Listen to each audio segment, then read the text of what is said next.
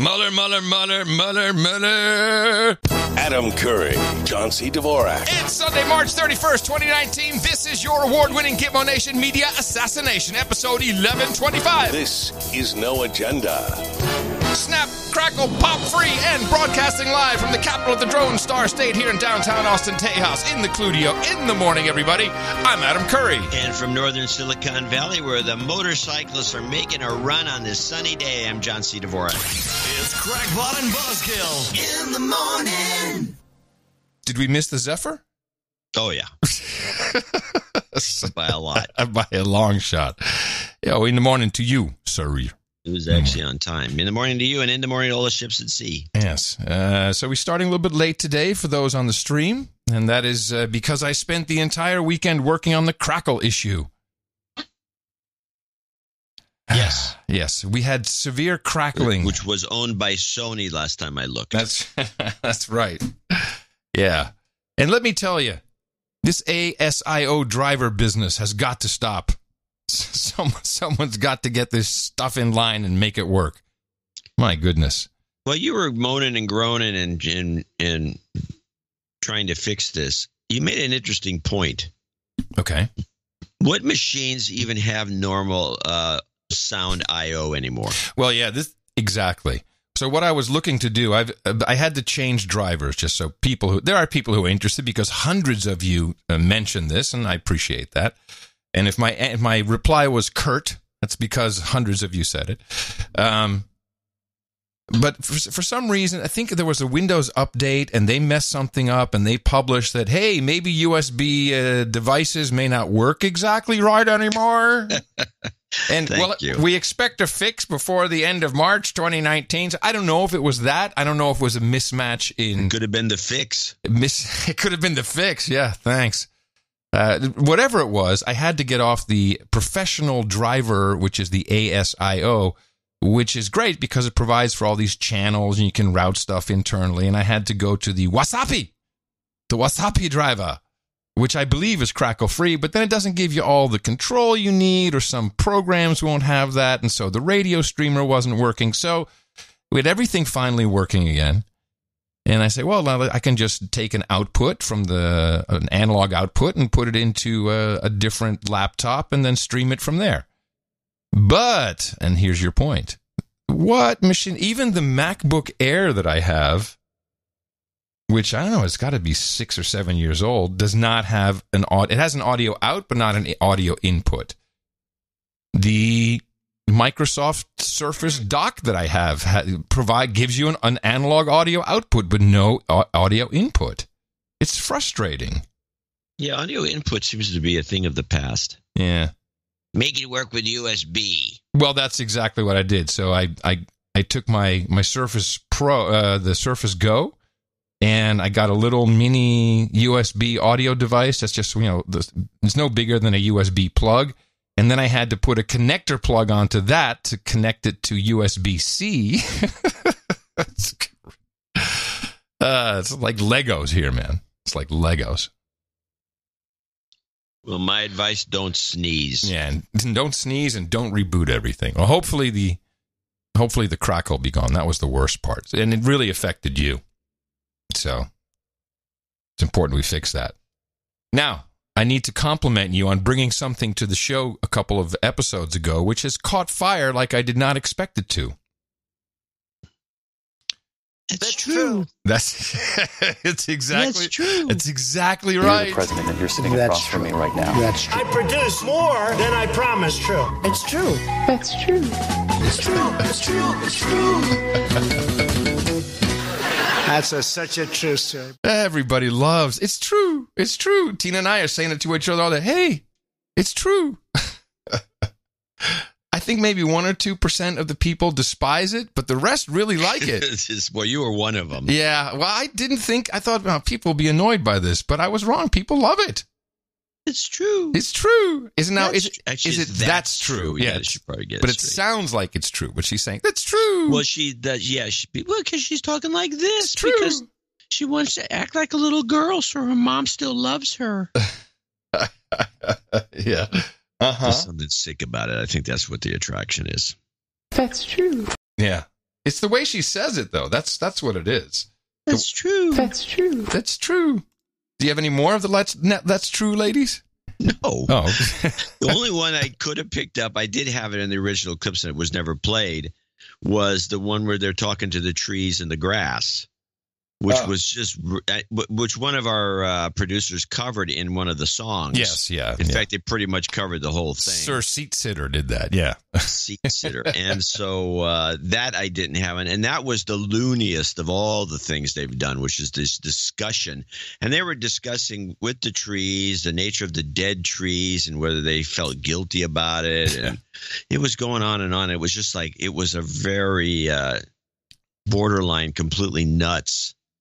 Well, they were as if that was any different than the rest of it. Yeah, right. Exactly. Well, no, I think we did enough with them. Unless I'll keep track of them. Like, yeah, you never know. You never know. There might be something coming up. That's true. Could be. Could just happen. It's true. That's true. It's true. All right. So, what did you find for us? I found there were a number of things going on. Actually, maybe. Actually, do you mind if I start with some Brexit? I would actually. I'm looking at my list because I know you had something on Brexit. I don't think I have anything on Brexit, but I think you have something on Brexit, and I've been following it, and it's becoming funnier and funnier, and I hope that you will enlighten me. Yes, I shall try. First, so we had two. I was watching since it was all like Mueller. I mean, there's no news in America. The world get a time check for that. The world could be burning down, and yet we would not know about it in the United States of Gitmo Nation. There is no other news except Mueller, Trump. It's true. All of that stuff. Mueller. So I switched over to Pluto TV. Scanning through the Sky News and RT, and they have some other international channels. And we had, so of course, the 29th, which was Friday. Was that Friday? Yeah, Friday was supposed to be Brexit Day. That was the big day the UK was going to leave. And so people had already planned on going to London and going to Parliament and protesting. It wasn't quite as big as the EU organized Remain, let's have a people's vote with phony handmade signs, a few days before. But it was still thousands of people, and they were rather perturbed that they were not Brexiteering on that day. But Channel 4 was amazed at what kind of people showed up. And as we speak, there are crowds rallying outside Downing Street. We just got these pictures in, which were taken nearby. Police are now wearing ruck gear. Police dogs are patrolling. The mood has changed.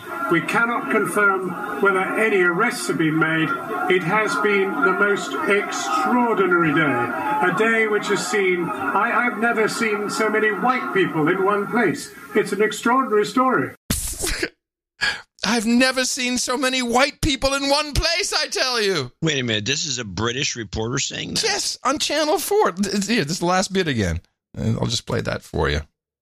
Most extraordinary day. A day which has seen, I've never seen so many white people in one place. It's an extraordinary story. Oh, God. And that is terrible. That's how he explains it. Never seen so many white people. Hey, you thought it was bad here? It's all over. This is a globalist mechanism, this calling people racists and anti-Semites and hate crimes. This is not just here. It's everywhere. But I was fortunate enough to catch an interview with Gerard Batten, who is the leader of UKIP, of course, the Brexit party par excellence.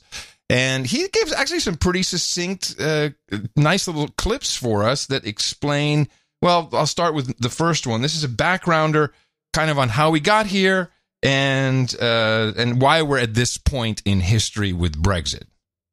So, Gerard, today was the day, wasn't it, that we were meant to be leaving the EU in, 2 hours, 15 minutes? Do you sometimes wonder if we'll ever leave? I do believe that we will leave. I don't believe we'll leave under the current Prime Minister or the current government or Parliament, the way it's constituted, because they don't want to leave. It's as simple as that. We've gone about this entirely the wrong way. First of all, we should never have gone down the Article 50 road to start with. Secondly, when you've got a government and a Prime Minister and a Parliament that doesn't want to leave, then it's very difficult to actually make it happen. That's the big problem that we had. This was put to the British people because the political class couldn't resolve the issue of the European Union over the previous 43 years. So they were forced into a referendum by the UKIP electoral threat, said that they would abide by the result. Everybody said that. Everybody who fought in the 2017 election, well, certainly Conservative and Labour, said that they would implement the result of the referendum. And then since then, they've done everything they possibly can to delay it, impede it, in the hope of eventually overturning it. And that's where we are now. And I kind of like that succinct summary because it does just take us back for a moment to say, hey, hold on a second. Parliament couldn't figure it out. That's why it went to the people. Everyone promised whatever the people want, we'll do what the people say. And the people said, let's leave. And then everyone went, oh, wait a minute. That's not right. Okay. And then they just delayed and delayed with all these different plans. So instead of stopping the Brexit itself, they just came up with a problem for the way to execute. Well, he said something that I don't know what it means. Okay. At the very beginning, he said, I don't think we should have taken the Section 50, Article 50, whatever that 50 is. Yes. Article, I guess. Article 50. We shouldn't have taken that route. What other route was there? Okay, the way I understand it, the only other route is just, it's a hard Brexit. You cut it, you say, okay, we're done, we're not paying you anything, and this is what the EU said they would not do in their most recent statement, is have the little mini deals. So you put all these mini deals together, which would be trade, it would be, they already have some things in place. Was that part of 50? No. He says, don't do 50. Article. Yeah, I know. What does that mean? I mean, you don't have to do 50. You just quit. Yeah. No Article 50. Just quit. Just hard Brexit. Say we're not doing it. And because Article 50 makes you pay, or as he explains in this next clip, the divorce agreement. Well, I think what they've done is they've actually gone to the European Union and Mrs. Merkel and said, how can we work with you to make sure this doesn't happen? I think that's much more than likely what's happened. If I can take this divorce analogy, which I don't accept, actually, we're never married to them, so it isn't a divorce. The whole thing was unlawful to start with. But what Mrs. May has negotiated is a kind of divorce deal where you live in the same house, you pay the bills, you sleep in the same bed, and you get joint custody of the liabilities. It doesn't sound like much of a divorce to me. So what would you, if you'd been an MP, what would you have done today? If I was Prime Minister, I tell you, sorry, I'd much rather play fantasy Prime Minister. But I would have voted against it because Mrs. May said herself many times, no deal is better than a bad deal. You would have voted against Brexit. You would have voted against No, I would have voted against this phony withdrawal bill. And in this next clip, I think, comes the answer to your question about doing it without Article 50. It is only going to happen one way, and that's the way I described in 2014 when I wrote a little book about this. Everything I said in that book has proved to be true about the way this has been delayed and impeded. If you wanted to leave, what you would have done the week after the referendum, and indeed you could still do it now, you could repeal the 1972 European Communities Act. You can say, we've now left under our law. We'll offer you tariff-free trade or WTO, your choice. We'll give you reciprocal rights on citizens. We're not going to pay you any more money, by the way. And then we start to unravel 46 years' worth of legislation. But we take control of that and we repeal and amend according to our priorities and we negotiate with the EU to say, this is how it's going to happen. We want trade, friendship and cooperation, but we set the pace, not you. Yeah, that's how sovereign nations do it. Yeah, if you're a sovereign if you're nation. a sovereign nation. Not if you're a vassal. Yeah, well, they are. They are. It's so obvious. You know, it just becomes painfully obvious. None of those people actually want to exit the European Union in Parliament. I was watching, I didn't make a clip of it. I could have. It was because it was kind of dated. I think it came from the March 20th, which was Farage with the Prime Minister of Denmark, that woman that Obama always the cute one that Obama was sucking up to. Yeah. And they argued a bit about one thing or another, but she throws in, well, the way we all voted for it, and she made a real point of saying this, we as individual sovereign nations. Yeah, right.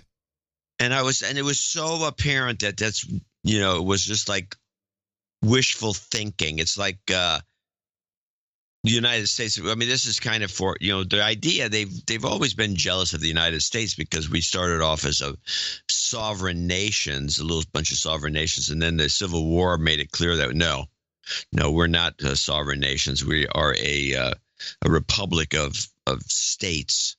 Right. And every state has rights, but you're not a sovereign. Georgia's not a sovereign nation. South Carolina, South Carolina wanted to be a sovereign nation, and it wanted to be a monarchy. I should mention that. And they're the ones who started the Civil War. Well, South Carolina? Yeah, South Carolina. Lindsey, if you look at the history of South Carolina, it always wanted to be a monarchy and it wanted to be a sovereign nation. Lindsey Graham could have been queen. Come on. It's like you saw the joke coming, and so you threw me. I threw you enough. I wanted you to say it again. Wanted me to say it again. Wow. Okay. Anyway, the point is that these aren't sovereign nations anymore. But the differences between like South Carolina, Georgia, and Alabama in the 17 and 1800s was not as extreme as the difference between Denmark and Poland and Sweden and these other countries culturally. Mm-hmm. I mean, there's the cultural differences between Germany and France are still pretty profound. No kidding. Yes. I mean, so much so that they have been fighting with each other since back in the 1700s or even before, I guess. And I think that these guys just can't pull themselves together. They don't want to. It's so much easier when somebody else does all the heavy lifting for you. Well, we've always doubted this would happen, and it just seems that it's, No, we've been right the whole time. Now they have until April 12th. April 12th is that's the ultimate day. That's the real deal. We counted down, children, 3, 2, 2.5. We keep getting closer to it. So I don't know, but at what point do the human resources of the United Kingdom of Gitmo Nation just take to the streets and get really pissed off? Or not? Well, that's it. Exactly. Well, it's hopeless. Yeah, it's fantastic, though. Well, it's for us. Yeah. We have to watch this fiasco. Yeah, so I didn't realize that they could have just said, no, we don't need Article 50. We just quit. We're done. Article 50 is the nice guy way of doing it. It's like, oh, okay, we'll pay you money. We agree. We'll do all this, which is what Article 50 was for. It was so because it's, I guess, based on the fact that if we're going to quit the EU, we're going to hurt you. Inadvertently, it's going to damage the EU, so we have to make amends. So we do this Article 50 thing. Yeah. Meanwhile, I didn't have time to grab the clip, but John Bolton was everywhere on the British news, and I didn't see him here at all. Which I just didn't have time with all the technical issues. He said, "Hey, if Brexit, if the UK crashes out of the EU, they'll crash right into the US." He says, "We're here. We're ready to do a trade deal with them." Which I'm thinking means, boy, we're going to screw you guys over. Well, the last laugh's on them because they're the ones who still make the Range Rover.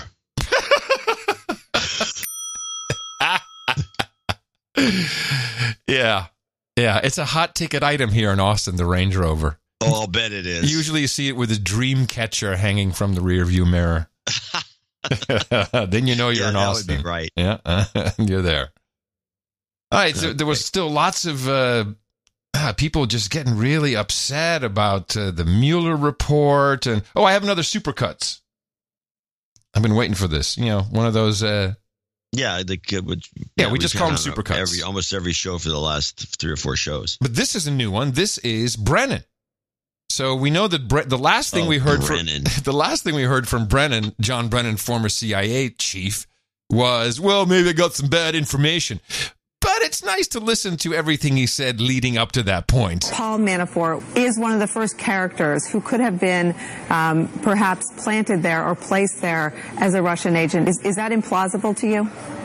No, it's not implausible. Do you believe Russia has something on him? Russians, I think, have had long experience with Mr. Trump and may have things that they could expose. Is that speculation, or are you talking with information?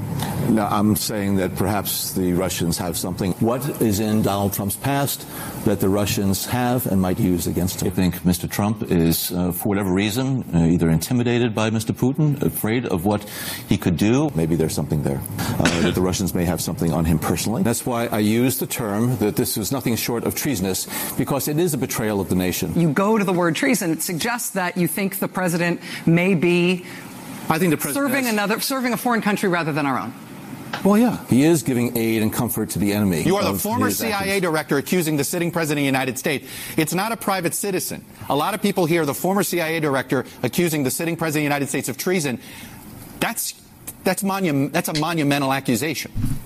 Well, I think these are abnormal times. That Mr. Trump's claims of no collusion are hogwash is because there is collusion, I think, in open sight now. I have seen the lights blinking red in terms of what Mr. Trump has done and is doing. So if anybody from the Trump family, an extended family, is going to be indicted, it would be in the final act of Mueller's investigation. And I think that's why he's been so desperate to stop the Mueller investigation. He is going to be delivering what I think are going to be his indictments, the final indictments, as well as the report that he gives to the Attorney General. Well, I don't know if I received bad information, but I think I suspected that there was more than there actually was. Yeah, I think so, John Brennan.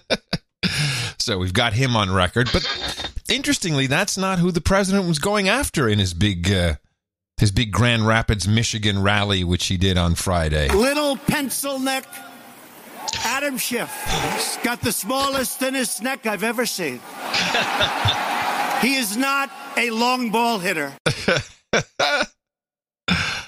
Well, Schiff got, this is rare that this ever happens, but Schiff got excoriated by the Republicans on the Intel committee. I do have two clips. Okay, good. I don't have the whole thing. It goes over 3 minutes of them condemning him, but I do have the end of it, which kind of gets to the point. And this is, where is this clip? Schiff's response? No, the response is the second clip. Oh. End of slam against Schiff. Here we go. Yes, this is Conway, I think, or one of the senators reading from the statement that all the Republicans signed, and nobody would look Schiff in the eye during this whole little back and forth. Special Counsel Mueller's findings are consistent with those of this committee, as well as the public statements of various senators on the Senate Select Committee on Intelligence. Despite these findings, you continue to proclaim to the media that there is significant evidence of collusion. You further have stated you will continue to investigate the counterintelligence issues. That is the president or people around him compromised in any way by hostile foreign power? Your willingness to continue to promote a demonstrably false narrative is alarming. The findings of the special counsel conclusively refute your past and present assertions and have exposed you as having abused your position to knowingly promote false information, having damaged the integrity of this committee and undermined the faith in the United States government and its institutions. Your actions, both past and present, are incompatible with your duty as chairman of this committee, which alone in the House of Representatives has the obligation and authority to provide effective oversight of the U.S. intelligence community. As such, we have no faith in your ability to discharge your duties in a manner consistent with your constitutional responsibility and urge your immediate resignation as chairman of the committee. Mr. Chairman, this letter is signed by all 9 members of the Republican side of the House, of the committee, and I ask unanimous consent to be entered into the record of today's hearing. Now, what would would a chairman typically resign when one entire side? It doesn't sound like it to me. That's why I ask. He doesn't have to, but I'll tell you this: I've never seen this before. Where an entire side. We didn't have any of this during Benghazi, where Republicans went off, anything like that. No. Okay. I've never seen this before. This is news to me. I mean, I have to do a little research if this happened before and what happened. But I'll tell you this, Schiff was beside himself. Yes, he was. And he was very upset. And I do have a little bit of his response to this. And I can just say it goes on and on and on with it's very canned. And he never defends himself. That's the thing about it. He just attacks Trump. Without objection. Oh, sorry. And I'm just saying I think it was very, but he was not happy. And I think I don't know what he's going to do. Without objection. I'm going to turn to our witnesses who are the subject of the hearing today, but Before I do, and as you have chosen, instead of addressing the hearing to simply attack me, consistent with the president's attacks, I do want to respond in this way. My colleagues may think it's okay that the Russians offered dirt on a Democratic candidate for president as part of what was described as the Russian government's effort to help the Trump campaign. You might think that's okay. My colleagues might think it's okay that when that was offered to the son of the president, who had a pivotal role in the campaign, that the president's son did not call the FBI. He did not adamantly refuse that foreign help. No, instead, that son said that he would love the help of the Russians. You might think it's okay that he took that meeting. You might think it's okay that Paul Manafort, the campaign chair, someone with great experience in running campaigns, also took that meeting. You might think it's okay that the president's son-in-law also took that meeting. You might think it's okay that they concealed it from the public. You might think it's okay that their only disappointment after that meeting was that the dirt they received on Hillary Clinton wasn't better. You might think that's okay. When I saw that speech, it was the cadence and the timing was so interesting. Just, he just rolling down. I'm like, oh man, this is going to be perfect for end of show. And I can't wait to play Tom Starkweather. I don't think that's okay. He has that's a great ISO too. He has a great end of show mix of Schiff doing all this. Yeah, I did. So I guess he didn't think it was okay. But he's the hero. This is, that Lib Joes would probably say that. Now, I did watch and I recommended people listen to it. It was a half hour. I took only 4 clips, but one of them's long. The rest of them are pretty short. 4 clips of this guy, David K. Johnstone. Yes. This is what you put in the newsletter. Yeah, I wanted people to listen to it because it's pretty good. It was interesting to me because it was 2 very progressive liberals arguing with each other, as opposed to, a balance of one side laughing and the other side. They're both. Now, Johnstone makes a living out of writing anti-Trump books. He did win a Pulitzer once. And I was going to say, both he and Greenwald are both Pulitzer Prize winners, which made it all the more entertaining. Yes. So I have a series of clips starting off with just Johnston going on about, what he never he's one of the guys that's rewriting the Mueller report and trying to imagine one thing or another. And these 4 clips are just actually fascinating, especially when at the very end, Greenwald just lets it rip. But here's Greenwald Johnson 1. David, your response to the Mueller report and to William Barr's summary of what he found. Well, we don't know what's in the Mueller report. We only know the brief interpretation offered by Bill Barr. But that interpretation opens whole new cans of worms. The standard here should not be beyond a reasonable doubt. That's the criminal standard. The standard is the constitutional requirements, which are faithful execution of the office and high crimes and misdemeanors, which doesn't require any criminal offense of any kind, as the 18 impeachment proceedings we've had in this country have established beyond a doubt. Glenn Greenwald, your response. Let me just say 2 things. Number one, everybody knows, and I don't care how many people try and rewrite history, that the central question that everybody was obsessed with for 3 years was, did Donald Trump, his family members, and his aides conspire and collaborate and collude with the Russians to interfere in the election?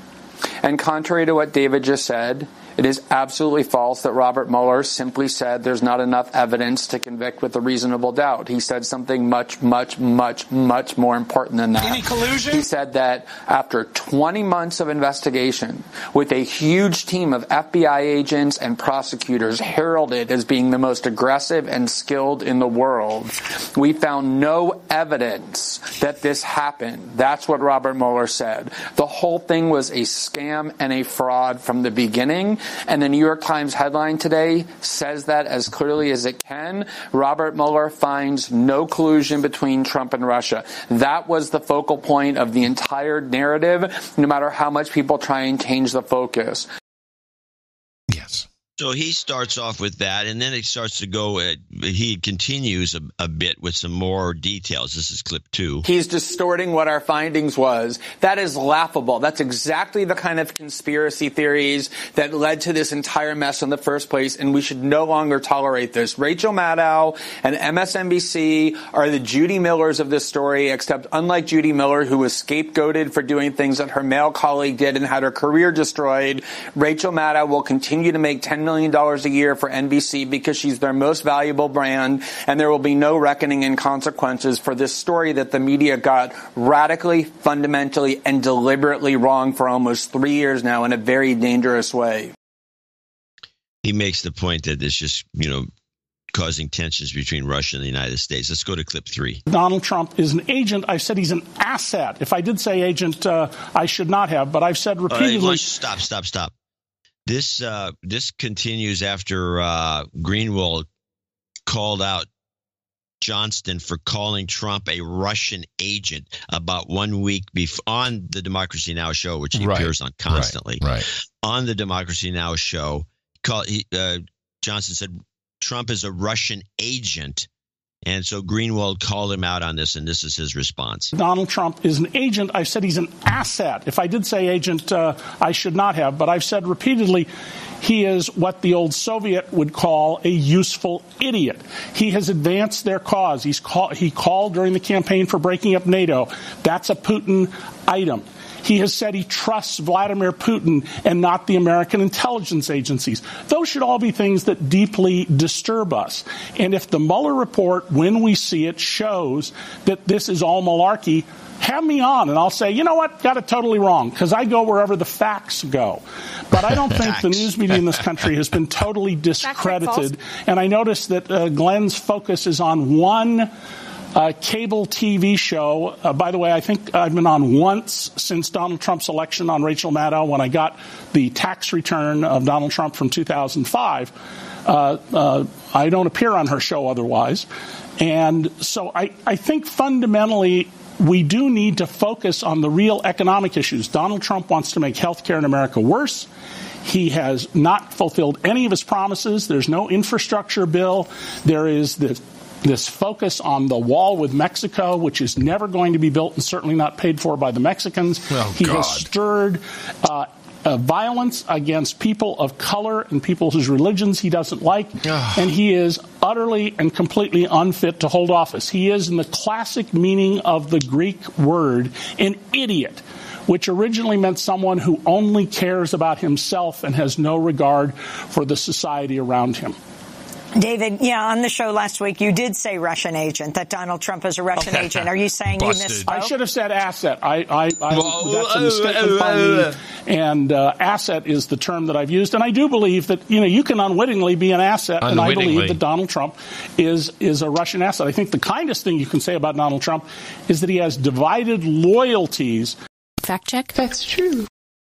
Now, this is funny because he goes on and about how he only follows the facts, and then he blatantly lies about saying Russian agent. Oh, it was a mistake. He meant to say asset. then he rewrites history right there. What a dick. But he's not addressing the Mueller report at all. No, but what he's doing is he's going back to he's a racist, misogynist, anti-Semitic. And that's the Trump rotation. Yeah, just stuff that has been. It's got nothing to do with the Mueller report. Pulitzer Prize winner, ladies and gentlemen. Pulitzer Prize winner. All these guys. So at this point, Greenwald is fed up. And I think this clip 4 is the best of the group. But let me just say one thing about this idea that he's a Kremlin asset, or that we need to find out what his relationship is with the Russians. We just had a 22-month investigation where the media and Bob Mueller did nothing but look into that exact question. He's saying it like nobody's ever asked this before. We have the answer.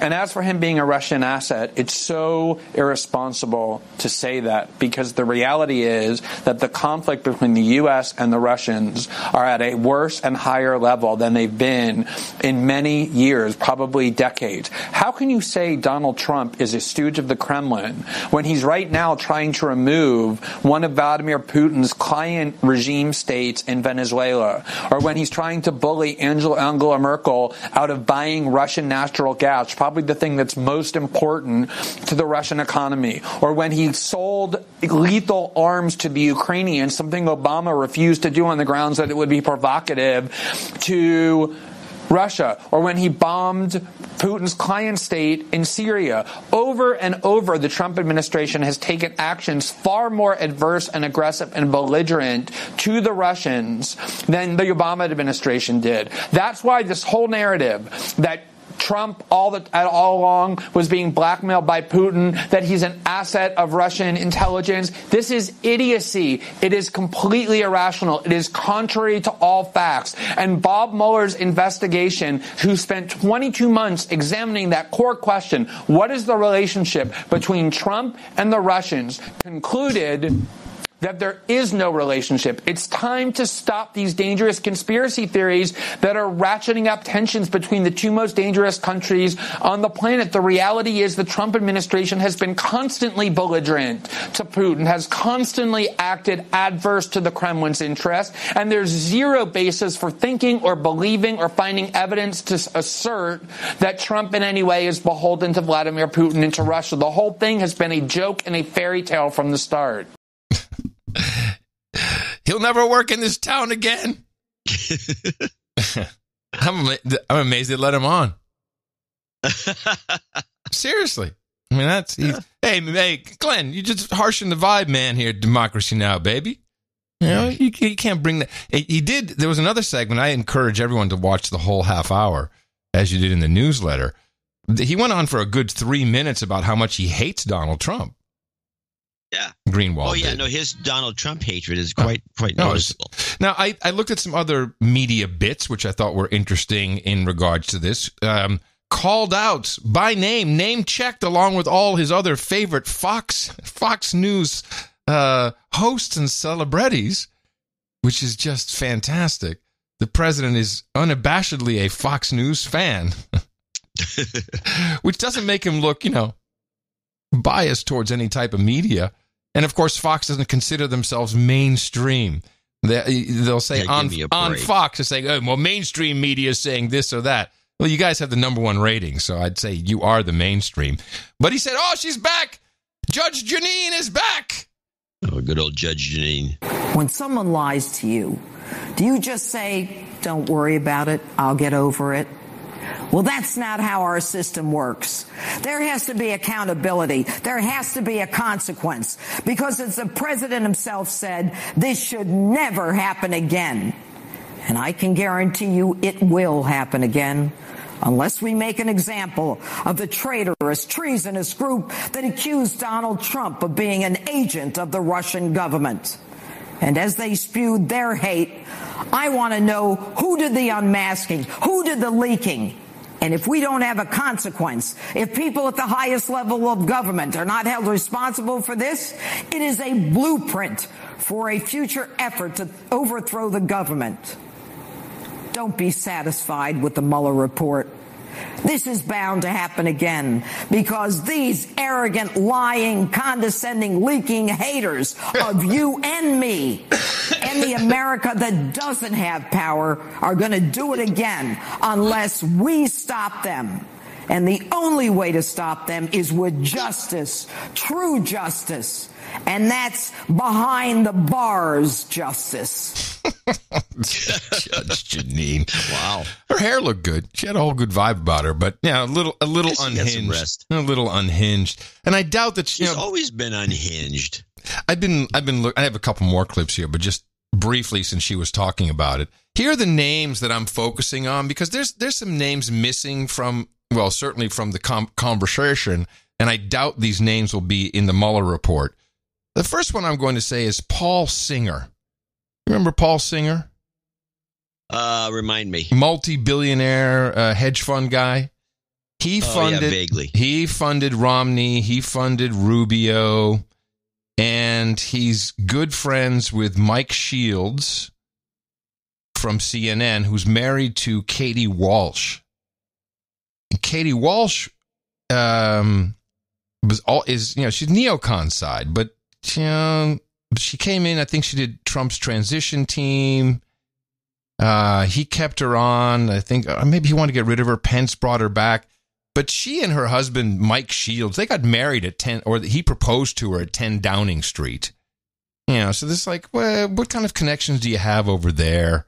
So I think there's an MI6 connection that we're still missing. Oh, yes. Yes, I think you're absolutely correct. And I think that Steele report and a lot of this other stuff, there's something going on with MI6. Katie Walsh, George Washington University, I have my eye on her. And also, and Romney and this Kingmaker, Paul Singer, there's a lot of involvement. Anyway. Yeah, Romney is definitely a bad actor. Oh, Romney had something to do with it. We just haven't heard it yet. So last night, although it's a little late for me, but I like to see the opening sequence, Saturday Night Live. And everyone's on this trip about, this is just a summary. This is not really the real report. We need to see the report because that's where we have all the information, all of the actual collusion that took place that just didn't quite fit the bar high enough, so we couldn't quite get an indictment on Trump. And so they set it up with De Niro being Mueller. And Mueller was reading, what he wrote. Of course, we don't know what he wrote, so that's why it was so interesting. Because they have Robert De Niro as Mueller saying things we don't know if it's actually in the report. Yeah, we know how De Niro feels about it anyway. But I want to mention one thing. There was a little back and forth with Johnstone and Greenwald about this similar situation. Mm-hmm. And Greenwald mentioned that Barr and Mueller are best friends back into the George H.W. Bush era and all that. And buddies, running buddies. And he said that, don't you think that anybody within the Mueller team or Mueller himself would have said anything if what Barr's summarized wasn't right on the money? Seems like a logical thing to have happen, but yeah, the problem is logic is elusive. It's gone. Yeah. Logic is elusive. Logic is elusive. That's a bumper sticker. It is. It may not be very popular, but I like it. Logic is okay. So the setup again is De Niro, and he's Mueller, and he's writing his report, and then we have it go straight to Barr, and then Barr makes his version of it, and then Trump, of course, just says no collusion the whole time. So it's kind of how the information is passed down. But I found it interesting because they are putting words into the Mueller report, which you've not seen before. And yeah, it's a comedy show, but it is rather propagandistic. Dear Attorney General Barr, officials from the Justice Department. And by the way, I've noticed this. Robert De Niro, one of the best actors, apparently, of our time. I've never seen him on SNL not flub a line. The guy can't get his lines right. I noticed this too. Always flubbing. Dear Attorney General Barr, officials from the Justice Department, and esteemed members of Congress. Hey guys, William Barr here. You might want to sit down for this one. Guess what? Daddy is about to freak. I am submitting these 380 pages. I am writing almost 4 pages. I am reading 0 pages. But Sean Hannity has read it, and he was so excited that he texted me an eggplant. On the charge of obstruction of justice, we have not drawn a definitive conclusion. But I have, and my conclusion is Trump's clean as a whistle. Free at last, free at last. As for conspiracy or collusion, there were several questionable incidences involving the president's team, but we cannot prove a criminal connection. See, that to me, it's sneaky, because people will remember that and say, well, the report said that because, just like Sarah Palin never said, I can see Russia from my house. That was Tina Fey who said that. But people to this day believe that Sarah Palin said it. So now what Saturday Night Live puts in here with the Mueller report. It's very irresponsible to do this, by the way. It's comedy. Last, free at last. As for conspiracy or collusion, there were several questionable incidences involving the president's team, but we cannot prove a criminal connection. No collusion, no diggity, and no bout.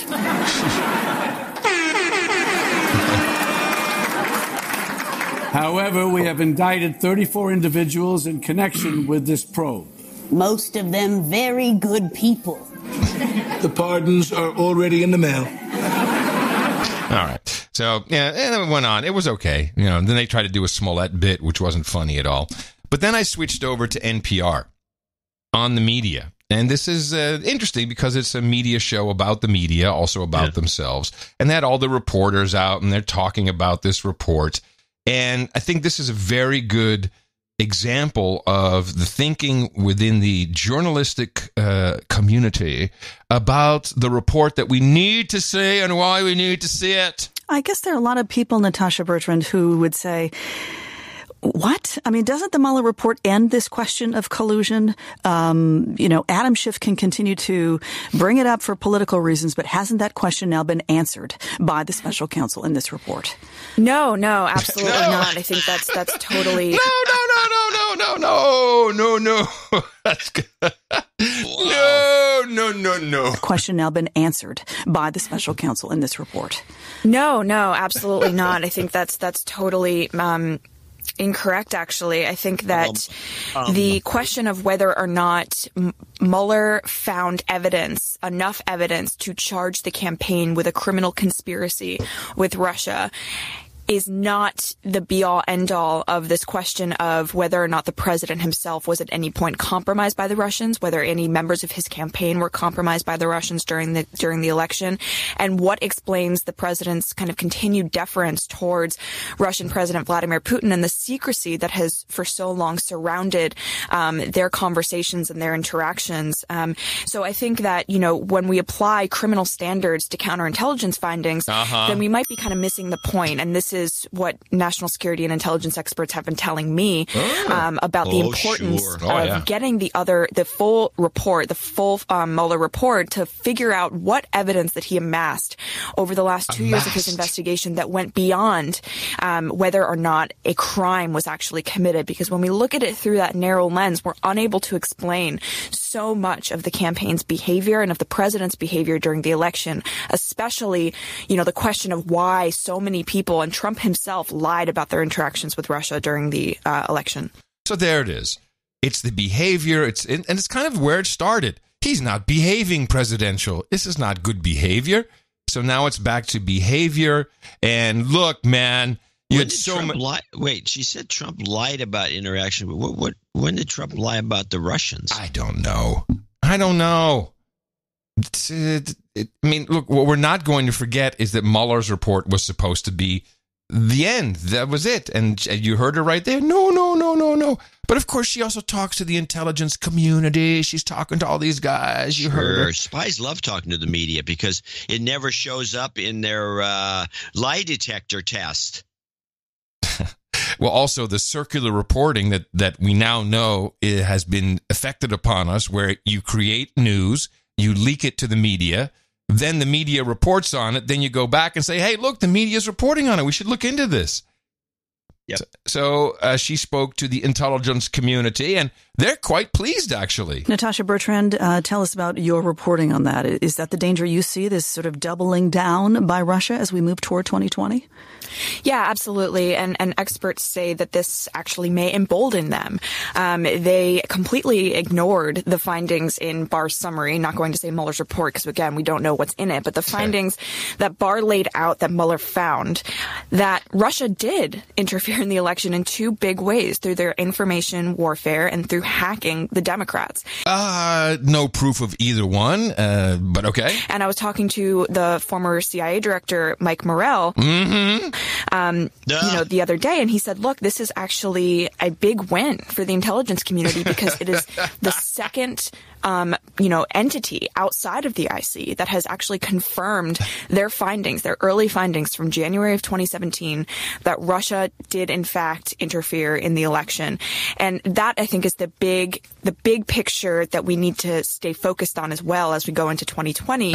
Because the Russians are not being deterred on any of this in any meaningful way. Yeah. Because we'll use it as an excuse for any type of contest that we don't like.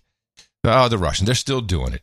And then finally, they go to calls. How does she jump from the report, the Mueller report, to something Morell told her as confirmation? I mean, this is exactly what Glenn Greenwald is talking about. That's exactly what he's talking about. Well, it is insane. It gets funnier. But okay, we'll play. So here's your typical NPR, or maybe not so typical NPR listener. They're taking some calls. He calls in. Hello, I don't support virtually 90% of what Trump represents, but I think the greatest danger here is actually the disinformation and the psychological warfare that is being perpetrated by our own intelligence agencies. And I recommend people check globalresearch.ca and look up the phrase CIA Operation Mockingbird control of the media. And I believe that there's a desperate attempt by the military-industrial complex and the CIA's control of the media, and I would include NPR in this. Okay, John. Thank you very much for calling. And he's gone. If I could just... And he's gone. He's like, I would include NPR in Project Mockingbird, and you're off the air, John. I'm sorry. NPR in this. Okay, John. Thank you very much for calling. If I could just say, please, Molly, go ahead. Globalresearch.ca is a Kremlin-funded disinformation think tank, so let's just put that off the list of things people need to read. It's well documented. You can look that up online. No, it's on Wikipedia. I'm sure. Look it up online. You can look it up online. It's on Wikipedia. Busted. Well, wow. That's a Kremlin funded. The guy gets a check, a ruble check every week. Jeez. And that was a Trump hater. The guy calls us, I disagree with 95% everything that the president does, but you guys are, be careful with this. Well, I mean, Glenn Greenwald's a Trump hater, but he can't put up with it either. No. It's out of control. It's almost as though I don't even know why. I've been trying to think maybe this is all a grand scheme dreamed up by Trump to distract from all the evil doing he's actually up to. Which is kind of what Greenwald implies. But it's so crazy. And what is the end game for the intelligence agencies or MI6? Survival. Or whoever's behind all this nonsense? Survival. I think it's survival. They don't have any problem with survival. The people at the top do. The people who are running these scams, these pencil pushers. Yeah, I'm sure. I would like to know, by the way, because I read two reports. One said that Brennan did indeed have his security clearance taken away. Mm-hmm. Was it? Do we know that for a fact? I thought so, but I have no. How would I know for sure? That would make him irked.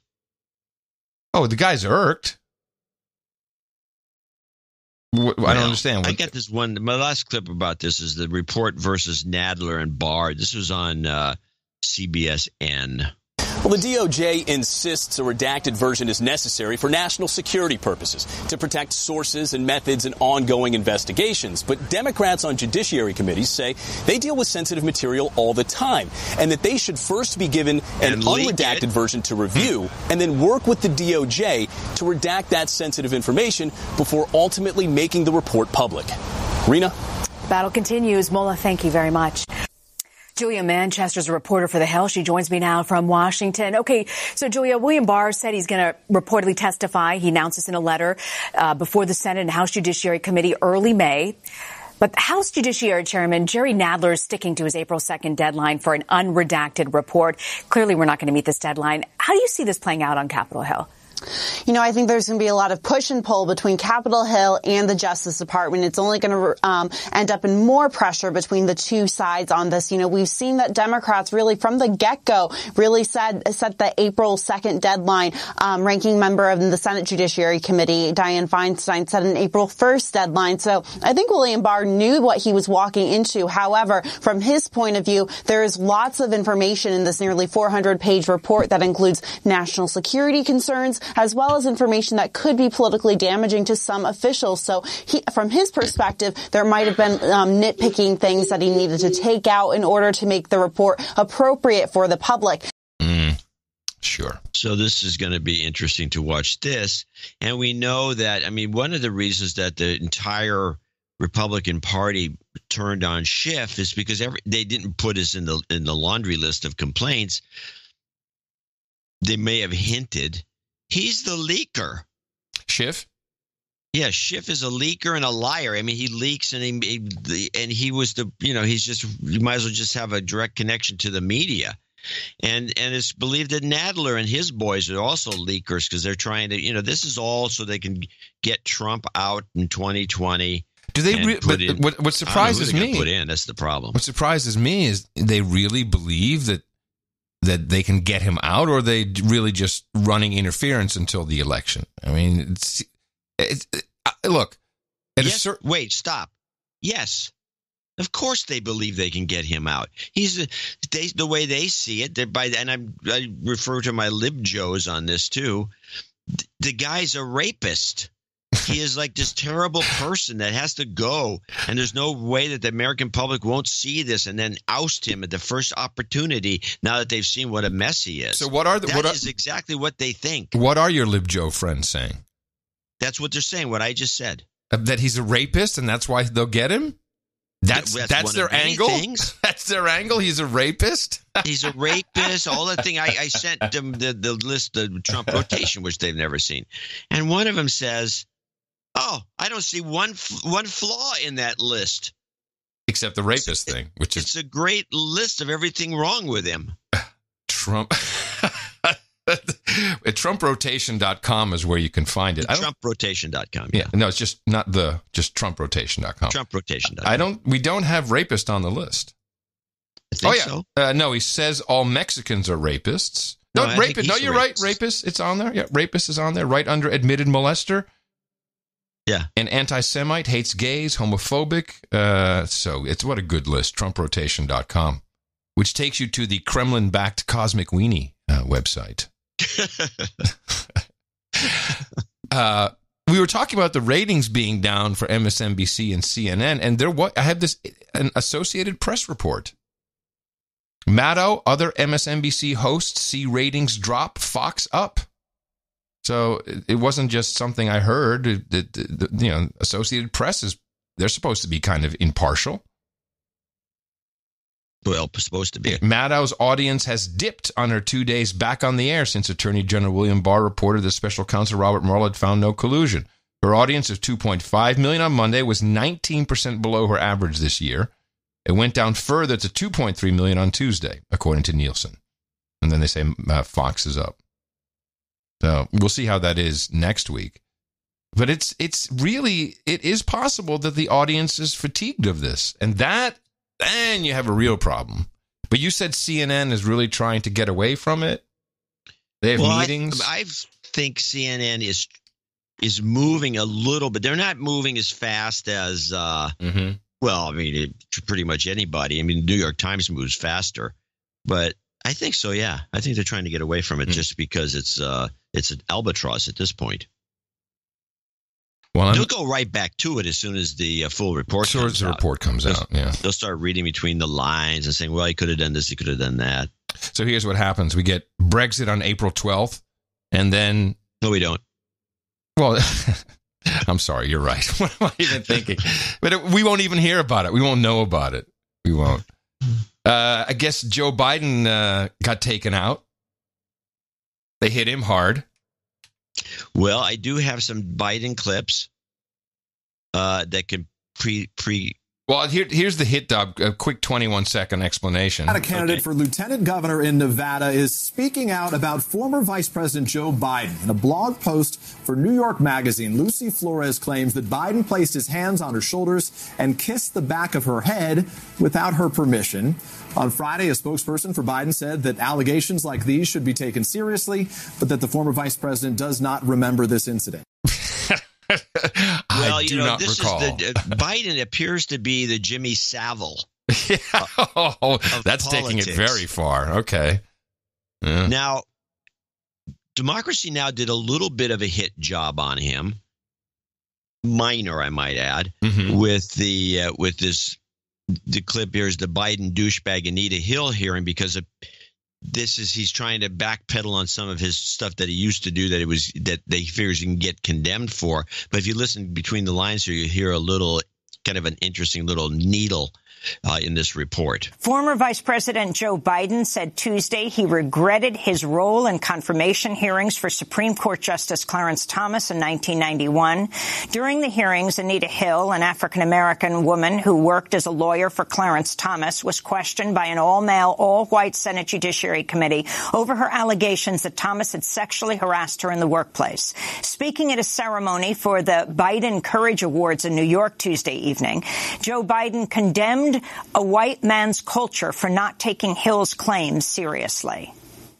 We knew a lot less about the extent of harassment back then, over 30 years ago. But she paid a terrible price. She was abused through the hearing. She was taken advantage of. Her reputation was attacked. I wish I could have done something.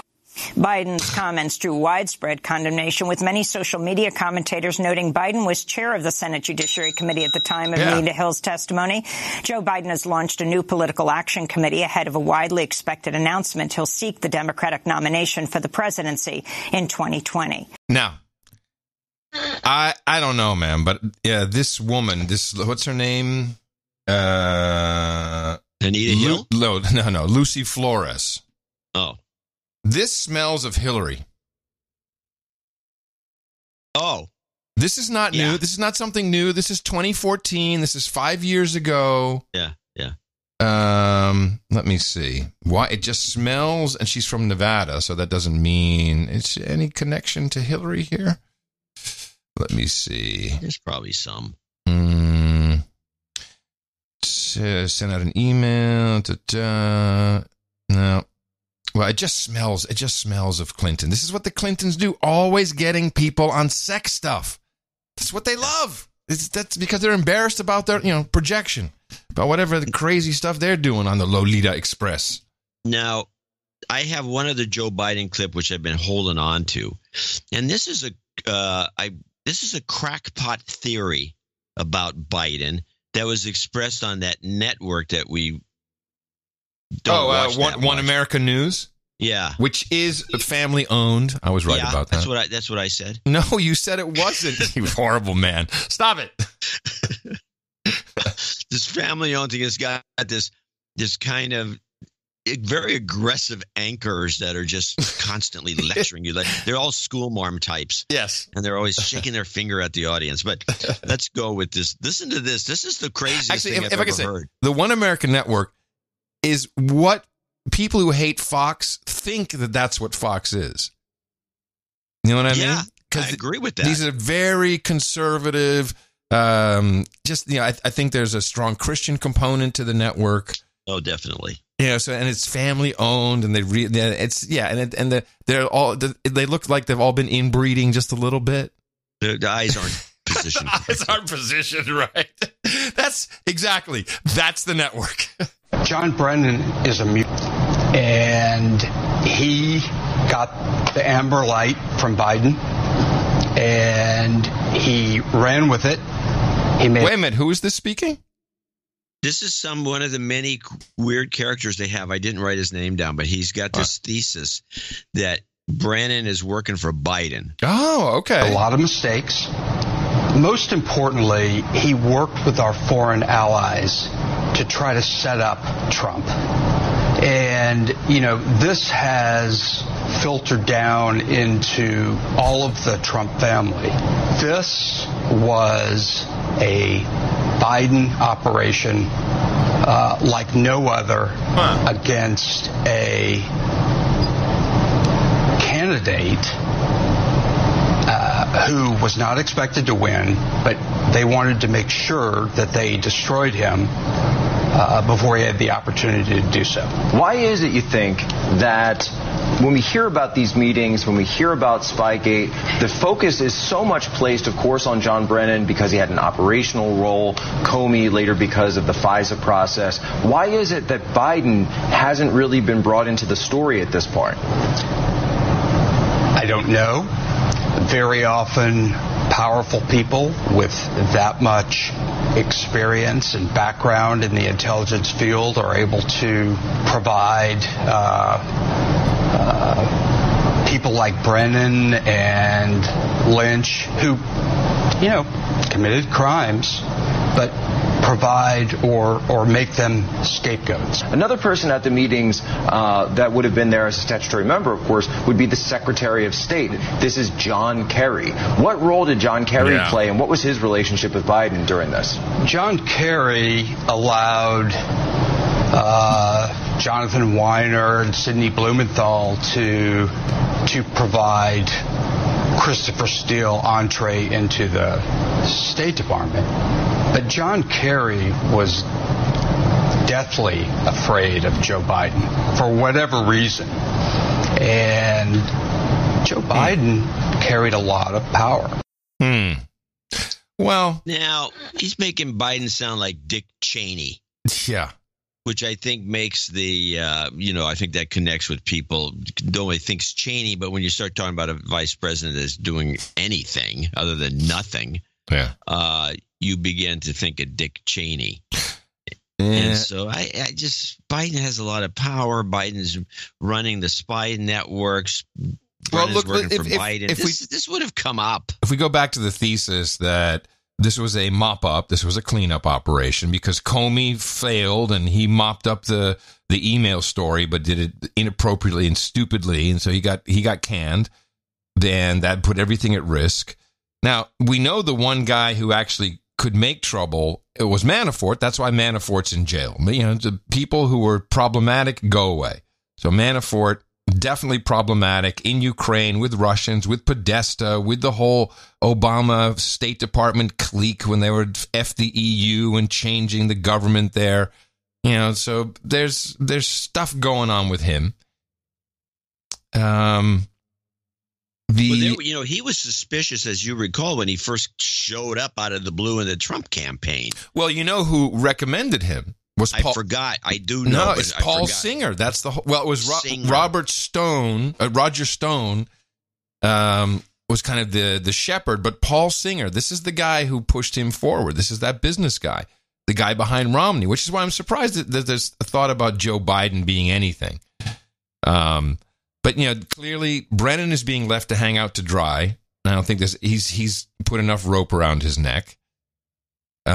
Schiff, I don't know. It's minor. No, I think there's still a big connection that has not even been mentioned. So we'll just have to see. We'll have to see. But Biden, no, I don't think so. But he's been taken out. Biden is out. No, he's not. Of course he's out. He cannot overcome the creepy old man thing. It's everywhere. He is going to now on the list that we have contenders underline 2020s. Cosmic Weenie / contenders. It's a Russian disinformation site. 2020. Biden is the number one candidate still. Okay, but that's that's your list. Yeah. My Cosmic Bunny here says that this is. If you don't have Cosmic Bunny, I will. It's this was a hit job. He's been taken out. This is done. This is everywhere. He's creepy. We still have debates coming up. He's always been creepy. I know, but now someone said it. We've all know that he's been creepy, but now someone said it. Now it's out there. He's just friendly. Anyway, we have Eric Holder, who has been very quiet for a while. Holder. All of a sudden, he's showing up. Yes, and I have a little clip. Well, that, by the way, you notice he's showing up after the Mueller report. Yep. And that means the cleanup is over. Yes. we got you covered. You can come out of you can come out from under your hole now. And he's the former attorney general under President Obama, and he doesn't think the Constitution is much. Well, and I'll stick with this issue, but I'll also say I think we ought to do away with the Electoral College. We have a system now that was it's a defect in our democracy. We have had in the last. Hold on. It's a defect to democracy. That's why we're a republic. But it depends on on how you want to define democracy, or I don't know if you said our democracy, but it's a defect. It's a defect in our democracy. In ours. We have had in the last 5 elections 2 presidents who did not win the popular vote. The presidency is the one office in this country that represents all of the people. You have a district representative, your congressman, you have a person who represents your state, or 2 people who represent your state, you have senators, and you vote for them in a direct way. It seems to me that we ought to have a direct election of the president of the United States. And if we did that, you would have Republicans who would be campaigning in California. The Republican would campaign in New York. But when he says campaign, read television advertising. Democrat would campaign in Texas. Now, it means that some swing states, smaller states, would not get as much attention as they do now. But I think the vast majority of people in this country would get a great deal more attention that they deserve. As a member of the bar, I am disgusted by Eric Holder, the way he talks about this being a defect, and he said it, in our democracy. That's pretty outrageous. Yeah. This is a very typical... It's not a defect in our republic. Yeah, this is not a bug, it's a feature, Mr. Holder. It's the whole point. Is to keep criminals like Hillary from getting elected. Yes, it's a safeguard. Exactly. Yeah, it's a safeguard. Exactly. But no, it's a defect. We got to get rid of it. I'm just. Well, this is shocked, all part of the scheme. This is this is just playing in the hands of the media that just they're getting greedy. Well, you got a guy like this, and they promote this kind of a speech, and the media is behind it because this all benefits them. And let's just explain it one more time, because he actually said it. He's saying, hey, we'd have a lot of different people from different parties campaigning. We'd have Democrats campaigning in Texas. We'd have Republicans campaigning in California. I've noted it and linked to it in various newsletters, and and I wrote this 14 years ago, saying that the Electoral College is doomed because at some point the media is going to look at it and say, hey, these guys are spending all this money in these various markets, but the big markets like California, where they just don't even bother to advertise because it's a done deal. This is not good. We can soak them if we can all of a sudden bring because right now, if you take a look at the popular vote that Hillary won, just take one state, California, out of the entire election, and she would have lost by 2 million votes in the popular vote. Right. It's all California. So what you're doing when you take the Electoral College out of the picture is just giving the whole country over to California. Well, that, of course, to counter that, you have to spend billions in advertising in California to try to get a few people to vote Republican, which they've been reluctant to do, but they'll do it.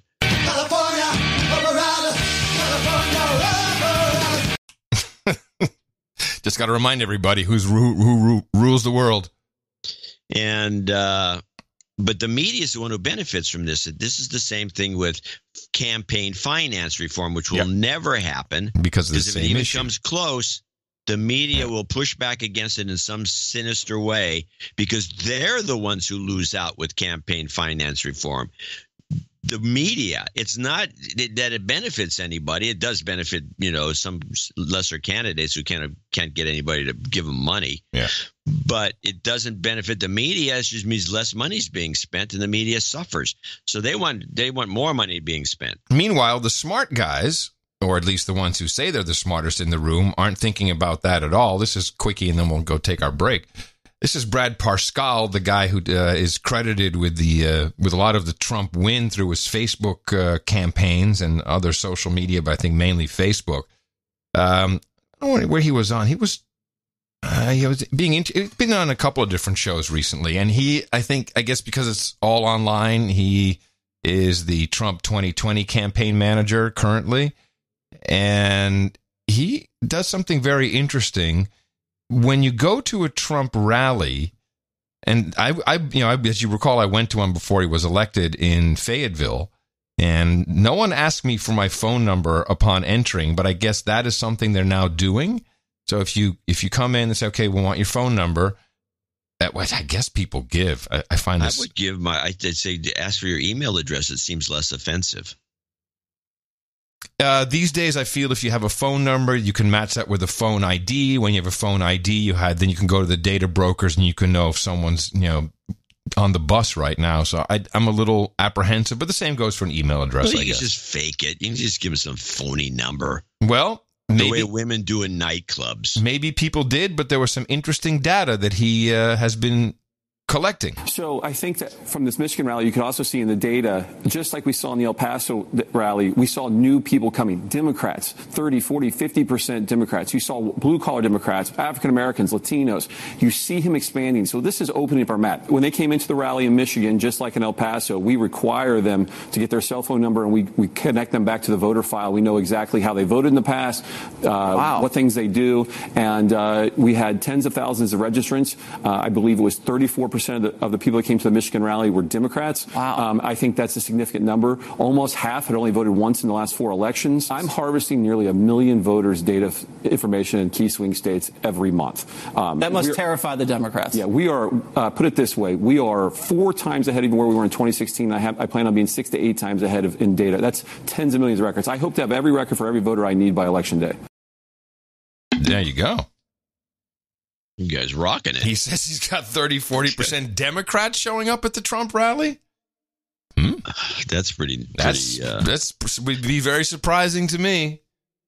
But it wouldn't surprise me because I think Democrats. I think Glenn Greenwald. Yeah. He. I think he's kind of like indicating the problem, which is this bull crap. The general public and Democrats aren't any dumber than Republicans. I think you hit the nail on the head a little while earlier when you said people are getting burned out by this crap. And yeah, there's the 2 million people that watch Rachel Maddow and they nod their head and they think that Trump's a rapist. And they're all in on that, and they're never going to vote for anybody but a Democrat. But enough about your friends.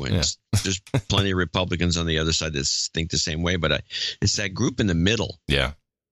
They're not going to vote for a Biden. They're not going to vote for anybody that I see so far that the Democrats are going to try to run. Well, especially Michigan, he's their and I hope we have some information from our Michigan Local 1. What's the vibe over there? He says he's bringing back jobs. I think Ford is not bringing back jobs, but he had all kinds of announcements. A couple thousand here, a couple thousand there. So I think anyone who wants a job, if the guy's saying I'll bring you a job, I'm interested. In Michigan, yeah. Well, we haven't received anything from the local. And with that, they're having a meeting today, by the way. The big local one. All right. With that, I'd like to thank you for your courage and say in the morning to you, the man who put the C in Cosmic Weenie, John C.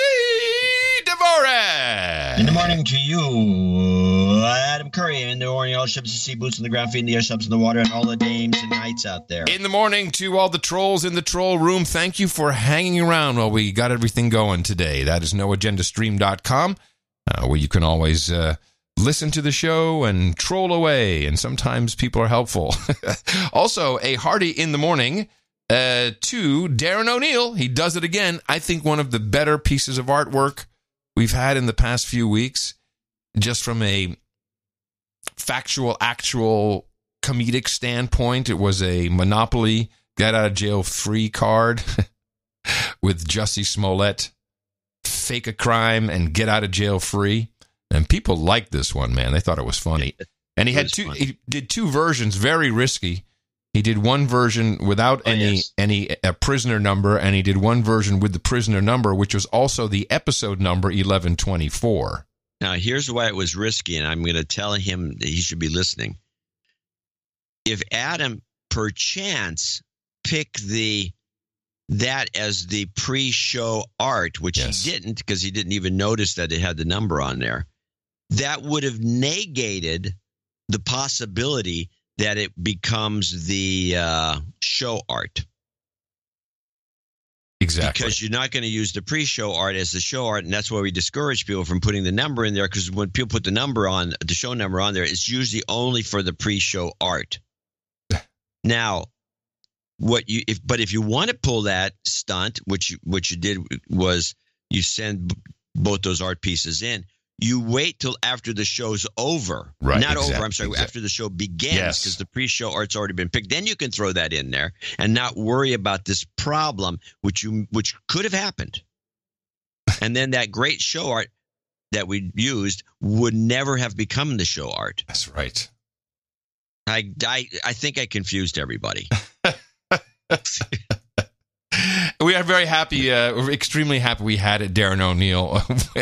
It really worked out well for us. This is an important part of our Value for Value network, where we don't have a network of podcasts. No, we have a network of producers, and they make one podcast together. Yeah, we only do we don't do a network. We're not the No Agenda Podcasting Network. No, we have a network of producers. The Martini Network. The Martini Network. Where'd you get that from? The Gimlet. Oh, I like that. The Martini Network. NoAgendaArtGenerator.com. You can take a look at everything the artists do there, and you can upload yourself, and it could be used in the show, pre-show, could be used in newsletters. You can make some money off it if it makes the No Agenda shop, where they make T-shirts and mugs and hats and all kinds of stuff, and it just seems to work out well for everyone. Thank you so much. And we have some executive and associate executive producers to thank for today's episode 1125. Yes. Starting with Peter Barthel in someplace in the U.S., doesn't say, 333.33. Dear John and Adam, No Agenda is truly the best podcast in the universe. I've been listening since spring of 2016 and haven't missed a show since. Wow. Me and my family dairy farm in western Minnesota. Back in 2001, a Dutch family immigrated to Minnesota and bought a dairy farm 2 miles north of our farm. Cor and Siska are their two sons, Garrison and Kelsey. Oh, Cor and Siska and their two sons, Garyon and Kelsey. Cor came back to the U.S. on a temporary E-2 visa. He has to renew it every 3 to 5 years. He's been trying to obtain a green card and citizenship for the past 2 decades, but has gotten nowhere. Yeah, it's classic. But meanwhile, well, you did it all wrong. You need to sneak in. Sneak in. What are you thinking, man? All right, you tried to do it legally. Epic fail. All right, so now what? Since his sons turned 21, they're required by law to go back to Holland. His oldest son returned to Holland last summer. Now his youngest son is due to go back in June. He's about to lose his entire farm and be forced back to Holland with nothing in his pocket. Wow. He is literally on the verge of losing everything. I could go on and on about this story, but instead I will post a link where you can spread more about this. Please, fellow New Agenda listeners, Now Agenda listeners, go to the change.org.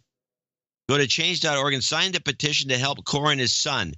Oh, and Adam, Cor told me that you were his favorite DJ in Holland because Adam could speak perfect Dutch without an American accent. Oh, yeah. Kind of, yeah. I guess. Yeah. He's raised there. Yeah. Links below, and he's got www.care, K-A-R-E, by the way. It's KARE11.com. KARE.11.com, and then change.org, and then there's this long thing. Yeah, I'll put a link in the show notes, but care11.com. But it's ridiculous. I don't know what an E2 is. I'm not familiar with the E2 visa, so I'd have to look into it. But how does this work with chain migration? Two Chinese come over here, open a restaurant in San Francisco, and next thing you know, there's 100 Chinese working there, and they're all fine. Somebody didn't do something right. No. Besides not sneaking in. No, unfortunately, this is the system. The system is upside down. It's upside down. And, the elites in America don't want any smart people coming in, being entrepreneurs and stuff and making money. Maybe here's what you do. Do you have any illegals working on the farm? If not, get a couple, then go to your local municipality and say, hey, look, if I go, these poor people will have to go back to Mexico or wherever. That would be my advice. It's sad. It's a very sad state of affairs. Sad but true advice. I'm going to give some karma for these people. They definitely deserve it. You've got karma. Laat je niet kisten, Cor. another disgusting story. Yeah. Baron Walkman of Ohio comes in with $333 from Louisville, Ohio. Adam, please read in your journo voice. Okay, you read. I have a journo voice? I don't know. Maybe Okay. a puker. Adam, please find it in your heart to 80-20 this donation in favor of John. 80-20? This is not typical request. His years at PC Magazine prepared him for this career-defining moment. John's laser-focused crack investigative reporting broke the squirrel mail. It's not dead story. It's this type of tenacity, vigor, and unrelenting deconstruction we slaves have come to expect. Keep up the great work, John, and let that chair squeak! Squeak loud and proud! Love you both. Driving from Michigan again, Baron Walkman of Ohio. Well, no, there'll be no such thing as an 80-20 donation. He wanted squirrel mail, boom shakalaka. Well, we can do the... might as well do the... because, now that squirrel mail is has a lasting shelf life, we'll be able to play the jingle in the future. And he wanted what else did he wanted? A boom shakalaka and don't ralph while you're ralphing. Okay, here we go.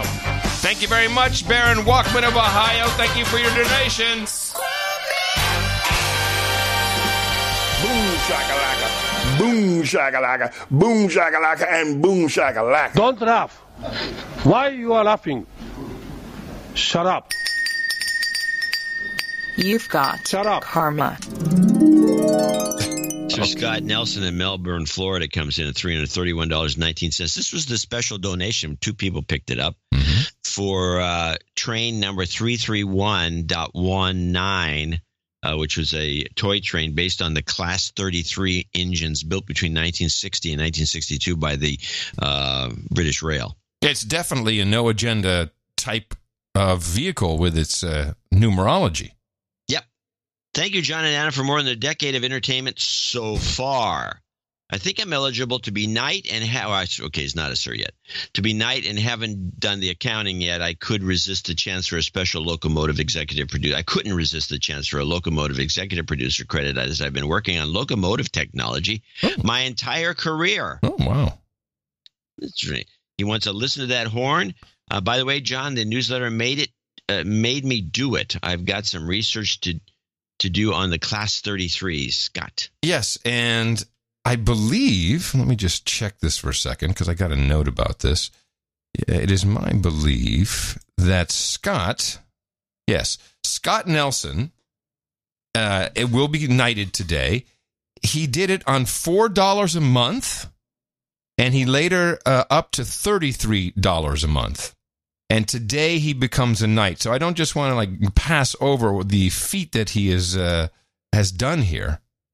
We're very happy. I guess he just topped it up here now, just to go and get it. I like a report from him on high-speed rail in the United States. Oh my God! Woo! Listen to that horn! Thank you, Scott. Always good to get a foamer in there. We'll see you at the round table. You're the only one today. Looking forward to it. Tom Homewood. I don't think so. We have a second one? No, not if you read the Baron JD's note. You said you wanted to incorporate that. Oh, yeah, I'm sorry. You're correct. He's the only knight. Let's put it that way. Okay. We have a dame. Mm-hmm. Tom Homewood, 330. There's the other 331.19 donation. He's in Reading, Berkshire, UK, so he's familiar with this train. Longtime listener, first-time donor. I've been meaning to donate for a while, but never seemed to get around to it. However, when I read the latest newsletter, I was too much to resist. I knew I had to donate right away. The Class 33 was a common sight in the region. I grew up in it, in the region I grew up in, and as such, it's one of my favorites. They were popular and reliable back in the day, and many of them have been preserved. The 33/2 variant was the thinner version of the class that was built specifically for the line that goes through my hometown. It's widely believed that the extensive retooling required for these special locomotives led to the manufacturer going bankrupt. I started listening to you guys back in 2008, having found the show via Cranky Geeks. I particularly enjoyed the show Adam recorded from the cockpit while he piloted a plane from Guildford to Netherlands. That was one of my better Daily Source Code episodes. After a while, I drifted away, but I returned to the show for episode 792, and your insights and media deconstructions have been keeping me grounded ever since, whilst others around me lose their collective heads. This Sunday's show will be my 333rd episode. Thank you guys for so much work that you put into making the show the best podcast in the universe. Jingles, I'd like to request a 33 magic number followed by a foamer, please. 33, that's the magic number. It's the magic number. Oh my God! Woo! Listen to that horn! You've got karma. And here we go with the John Donovan, Baron of J.D. Baron of Silicon Valley. Yeah. He came at 321.10. This came in late, or his note did. Please honor the Silicon Valley Baron's request for Sunday, March 31st, value for value, with a reverse Fibonacci 321.10 donation. That's kind of interesting. We need some good luck ice skating karma for our beautiful and talented human resource who is competing in ice dance in Vacaville, also known as Cowtown, California, today. Please add her birthday to the list, 17 on Tuesday, April 2nd, as Phi-nonymous. Yep, she's on. By my accounting, I have now donated enough to secure a damehood for her as a birthday present. Please dub her Phi-nonymous, Dame of the Flashing Blades, and add the following refreshments to the festive round table: Baba milk tea and ramen with spicy pork. What kind of milk is that? I don't know. Baba milk. B-O-B-B-A. Yeah, I don't know. Baba milk. Well, it's on there. It's at the table. I've requested the minions to bring it for our dame. Yeah, it'll be He's there. got no jingles, no karma list. It doesn't say that. Well, he does need a karma. Yeah, he needs a. Was specifically he wanted a good luck ice skating karma for Phi-nonymous. You've got there it karma. Is. Thank you very much, Sir J.D. Baron of Silicon Valley. Dropping down to associate executive producer, we start with Sir TJ of My Left Tongue 2 in San Jose, California, $222.22. Sent in a handwritten note, giant piece of paper with big giant letters. Hopefully this gets to you by Sunday. If not, aptly applied to the following show. Thanks, Terry. Okay. Sir TG of My Left Tongue 2. P.S. A de-douching and two to the head. You've been de-douched. You ask, we play. Sir Dan the Man in Cape Coral, Florida. Got a birthday coming up. Greetings, Podfather and Buzzkill. Please accept this donation to the BPITU. I would like a birthday shout out to my son, Ian, who turns 21 on 4/2. Additionally, I would like some super strong exam-taking goat karma to help me as I will be sitting for the CISSP Certified Information System Security Professional exam on 4/1. Sincerely, Sir Dan the Man, protector of Cape Coral and the islands of Sanibel and Captiva. Ah, they are so beautiful. My grandmother used to live on Sanibel. Here it is. You've got karma. Super strong exam-taking goat karma for Sir Dan the Man. Thank you for your support. Last on the list is Jason Raddick from Philadelphia, who came in with $200, and there's no note here, so let me just take a quick look on Squirrel Mail. Let's see, how am I spelling Raddick? R-A-D-A-K. That would be the right way. R-A-D-A-K. Squirrel Mail goes to work. Squirrel Mail is hard at work for you, for the show, for humanity. It's crunching away. How did it do? No messages found. Okay. All righty then. So give him some gratuitous karma and that'll finish the segment. You've got karma. And that concludes our list of executive producers and associate executive producers for show 1125. Yeah, and I'm keeping this in here. We are not a network of shows. We're a network of producers. And the producers is you. You are listening. Many of our producers produce in ways of providing content, stories, clips, artwork, ideas, promoting, hitting in the mouth. Others do the financial part when they can, and that's what makes it work. You always get out what you put in. If not, get away from us. Most people seem to get a lot of value back. And we will do another show on, what is today? Today's Sunday. Yes, Thursday. Now, that's where we need you to support us at. Dvorak.org/NA. You know that we've got everybody all lined up. We know who's going to be in the debates. We got it all. Our formula is this. We go out, we hit people in the mouth. That means you got to propagate.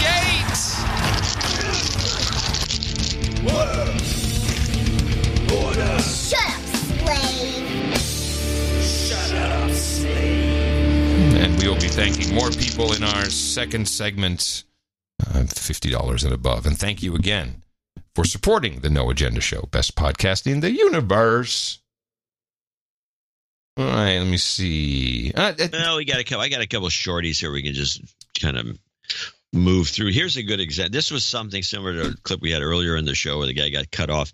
This is a very famous cutoff. This is a recent show with General Jonathan Shaw, comes on Sky News to discuss the situation with Syria and what the Brits could do more. Could we kill more people? And he goes off on the idea that maybe the gas attack didn't make any sense back in the day.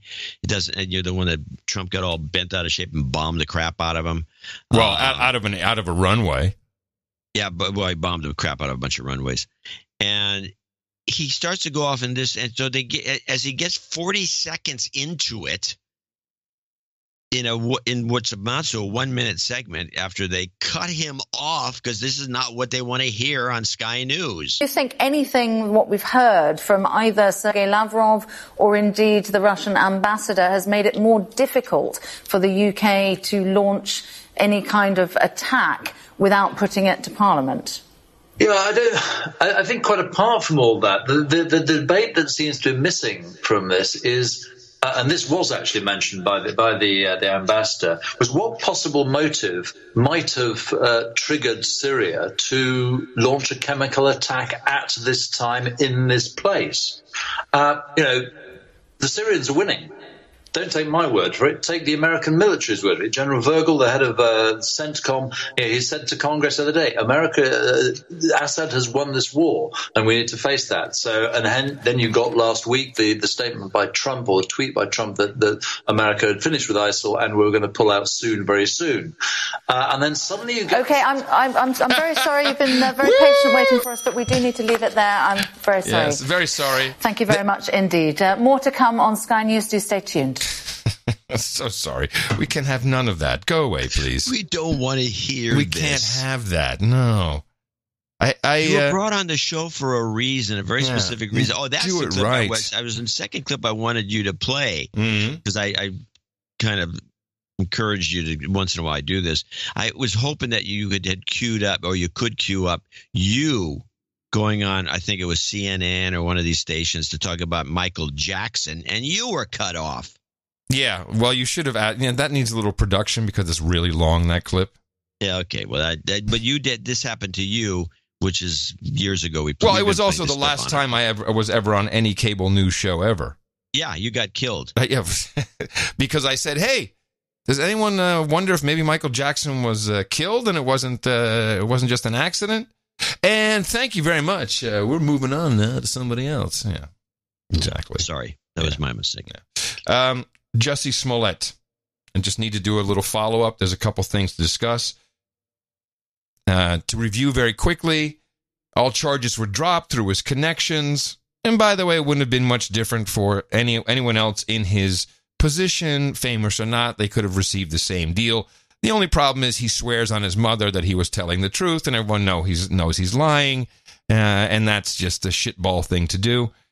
But his legal team continues to support him. Clear with police on the night of the attack that his attackers This is the Today Show and speaking with one of his lawyers. were white. He said they had masks on and gloves, but he saw their eyes and he saw the skin surrounding their eyes. Was that a false statement? So just to be clear, he only saw one of the attackers. One of them he didn't see. He saw one through a ski mask. Again, he could not see their body. Everything was covered, and he had a full ski mask on except the area around the eyes.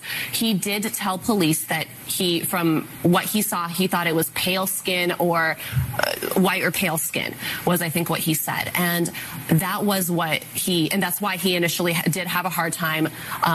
Why did he say that? He could have said, I don't know. He could have, but this, again, he's but being if it's the Osundairo brothers, what are the chances that that's the case, that he saw somebody with light skin? Well, I think there's... Obviously, you can disguise that. You could put makeup on. There is actually, interestingly enough, a video. I think police did minimal investigation in this case. It took me all of 5 minutes to Google. I was looking up the brothers, and one of the first videos that showed up actually was one of the brothers in whiteface doing a Joker monologue with white makeup on. And so it's not implausible. I love this story. It just doesn't get any better. Oh, man. For a hate crime hoax to be perpetrated by two black guys who were in on it, and then to be accused of putting on whiteface underneath ski masks just to make sure the hoax looked real. And it's just a beautiful story. And it will go away, and I don't know what will happen with Jussie Smollett. Last night, now I think this was just coincidence that I said he'll probably win an NAACP award. And I guess he was already nominated, so maybe I read it somewhere, but it's possible. It came off the top of my head. But these were last night, and Chris Rock was the only person, I guess, who said anything about it. I guess I gotta present an award. They said no Jussie Smollett jokes. Yeah, I know. What a waste of light skin, You know what I could do with that light skin? That curly hair, my career would be out of here. Fucking running Hollywood.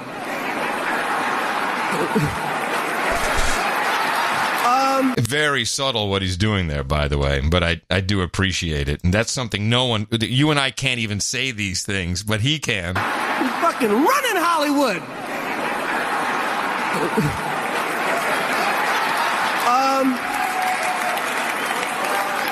Yes, no, just... What the hell was he thinking? From now on, I ain't never gonna know you're Jesse from now on. You don't even get the you no more. That you was respect. You ain't getting no respect from me. All right, Chris Rock knows how to kind of deal with it in a comedic way. Yeah. And now we can all say Jussie Smollett. So thank you, Chris Rock. That was complicated for us white people. In Chicago, the mayor, the police, everyone's still pissed off. I guess the police said, well, it cost us $130,000. You got to pay us for it, and we'll see what happens with that. Rahm Emanuel was the mayor initially, very, very angry. And Rahm has an interesting connection to lots of people, Obama in particular, and so did Smollett. His wife is good friends with Tina Chen, who is involved in this, who is also... Yeah, he's also connected to Hollywood. Well, his brother, Ari Emanuel, runs William Morris Endeavor, so it's a very, very connected group, and he was initially incredibly pissed off, and he is, but now he's been able to do a combination where he says, Jussie Smollett is wrong, horrible hoax, but we all know who's really to blame. Look, I've always said from day one, this is a Trump-free zone, the city of Chicago, and I mean it. Let me be really clear about something. The only reason Jussie Smollett thought he could take advantage of a hoax about a hate crime is for the environment, the toxic environment that Donald Trump created. This is a president who drew a moral equivalency between people who are trying to perpetuate bigotry and those who are trying to fight bigotry. As somebody who started his own journey on politics, fighting the neo-Nazis in Skokie and then down to Marquette Park, Now, I like this. I like where he goes from racism to discrimination to Judaism to anti-Semitism. He's all over the map. President Trump should literally take his politics, move it aside. He's created a toxic environment. Now he's created a toxic, vicious cycle, in my view. The only reason Jussie Smollett thought he could get away with this hoax about a hate crime is because of the environment President Trump created. When we go back to Virginia, this is a person who said, and I quote, "There are good people on both sides." Well, I'm getting really tired of people doing this. He said Rahm Emanuel is lying here, and he's trying to make it sound like it's true, but it's not. To Virginia, this is a person who said, and I quote, "There are good people on both sides." Well, let me break the news to the president. There are not good people on both sides. He doesn't even get the quote right. It was fine people. And he specifically excluded the neo-Nazis and racists from it if you looked at the whole quote, what you're quoting, what you're misquoting. People who perpetuate, advance the causes of hate. I say this as a Jewish American who knows what that means.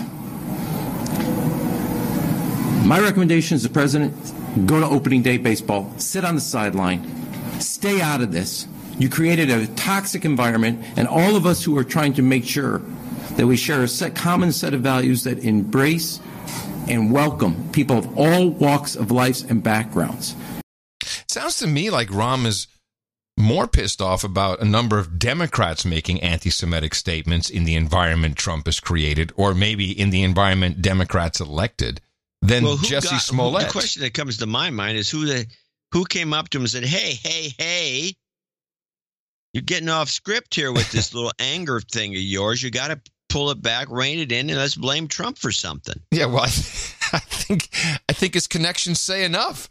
It looks like a lot of people called Rahm. Hey, probably Obama being one of them. Hey, remember, hate Trump. Oh, yeah, it's good. So they fake hate crime. Mm-hmm. There's some guy on Twitter, I should get I think his last name is NGO, which I don't know how to pronounce, but I think it's some Southeast Asian name. Engo. Who just documents one of these things after another, these fake hate crimes. And it's really abhorrent to do one of them. And instead of just targeting Smollett for doing it and condemning him, they blame Trump. It's just crazy. No, it's the playbook. It's what we do. And meanwhile, and I'm pissed off about this. I would have at least liked to have known about it so I could have participated. Once again, because we have no news, we missed Earth Hour. What? Partial darkness falls over Hong Kong as cities around the world take part in a global event to push for action on climate change and other man-made threats to the planet. Earth Hour has grown steadily since the first event in 2007. Organisers say it is now marked in more than 180 countries and territories around the world. The Eiffel Tower in Paris and Rome's Colosseum were among the instantly recognisable landmarks that switched their lights off for the 13th edition of the event, which is organised by the environmental group WWF. This year, nearly 200 major landmarks were plunged temporarily into darkness.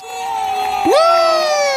Listen to them, those fools. They're celebrating the inevitable, which is rolling blackouts once we get They're celebrating rolling blackouts. That's what it is. It's one big rolling blackout. That's what they're selling. And that's where we're headed with your wind and solar. Now, I think that this is an opportunity, at least if someone wants to do a script. But I think in reality, some criminal should be planning. That's the time to plan some robberies. Well, I didn't even know it was happening.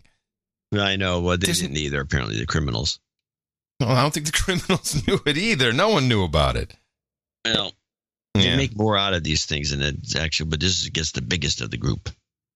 So I got we'll stick with the Green New Deal just for a second, okay? This is a new. It's a blitz. It's an AOC blitz round. It's all very short, which is done purposely, and that was one of our producers did that one, which we're very happy about. Otherwise, I would have skipped this segment.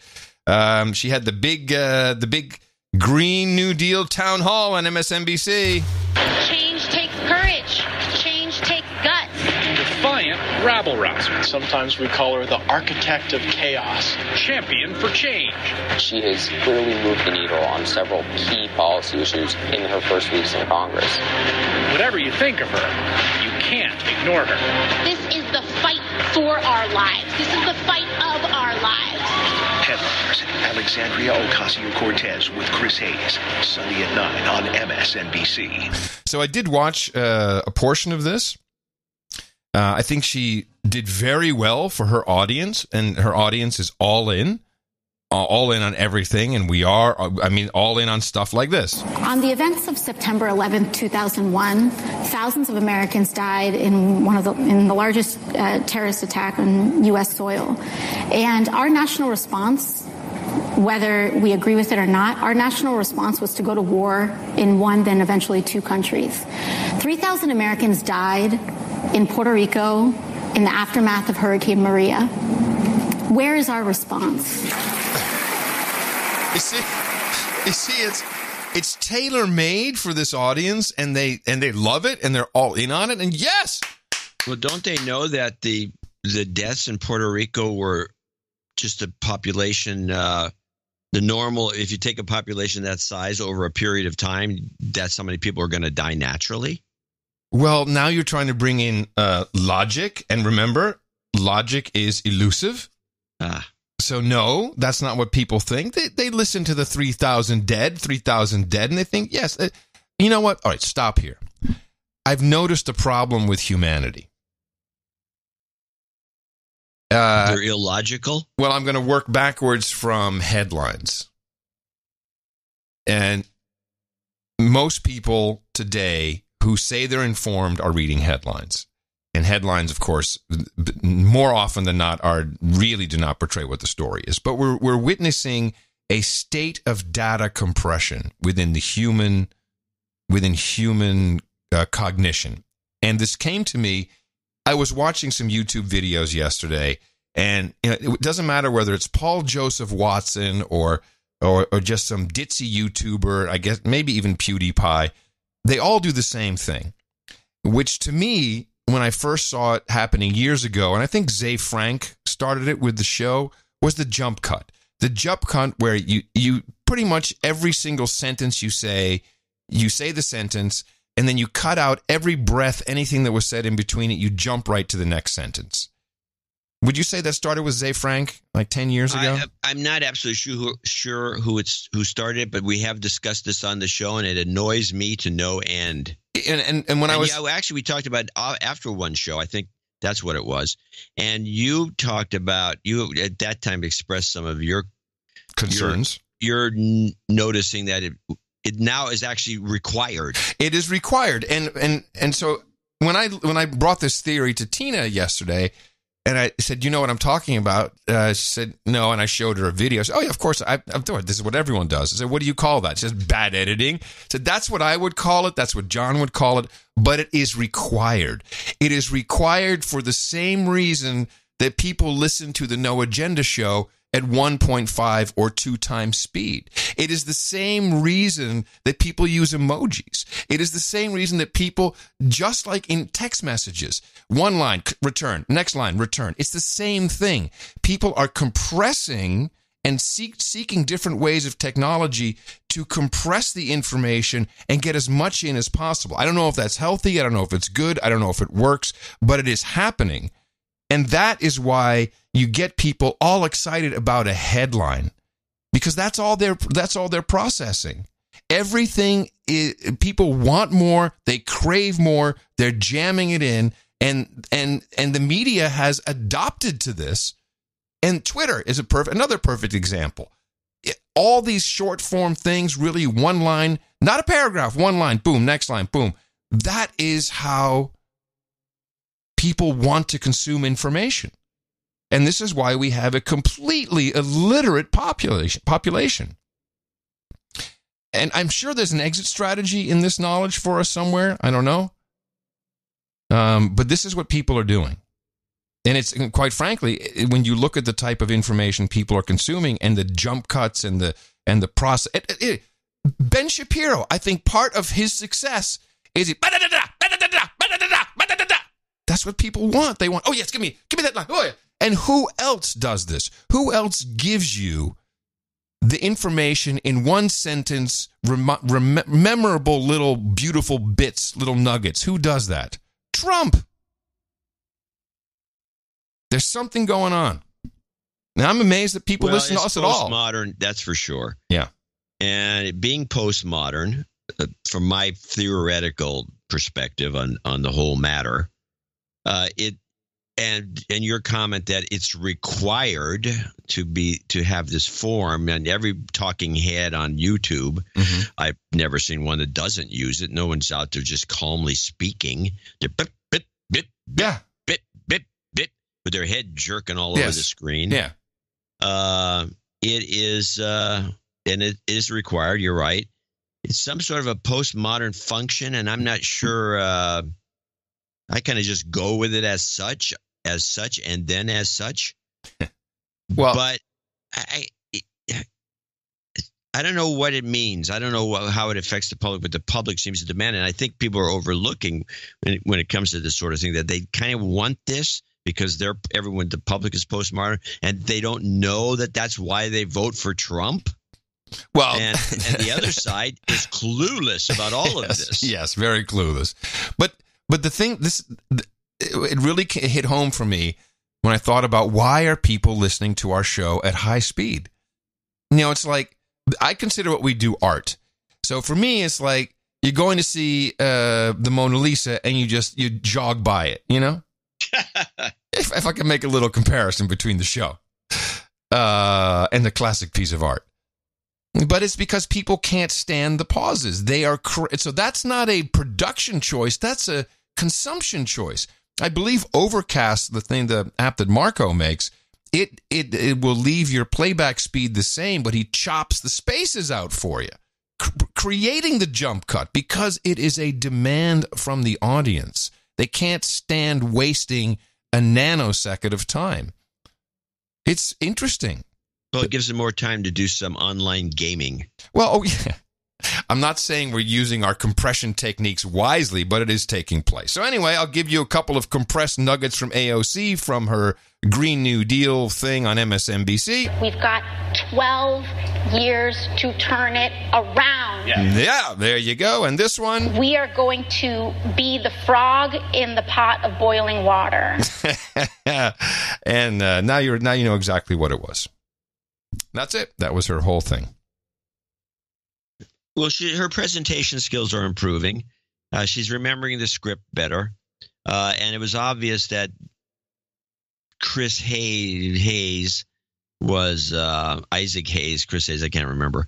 Chris Hayes is right. Chris Hayes was not going to go off script and ask her some hard out of the blue question that she couldn't answer because she wasn't scripted to answer it, which is the way to go with her, because then she'll go nuts with some, incredibly stupid commentary. No, I think they were trying to actually achieve something. You have to remember, these people believe in this. They believe in it.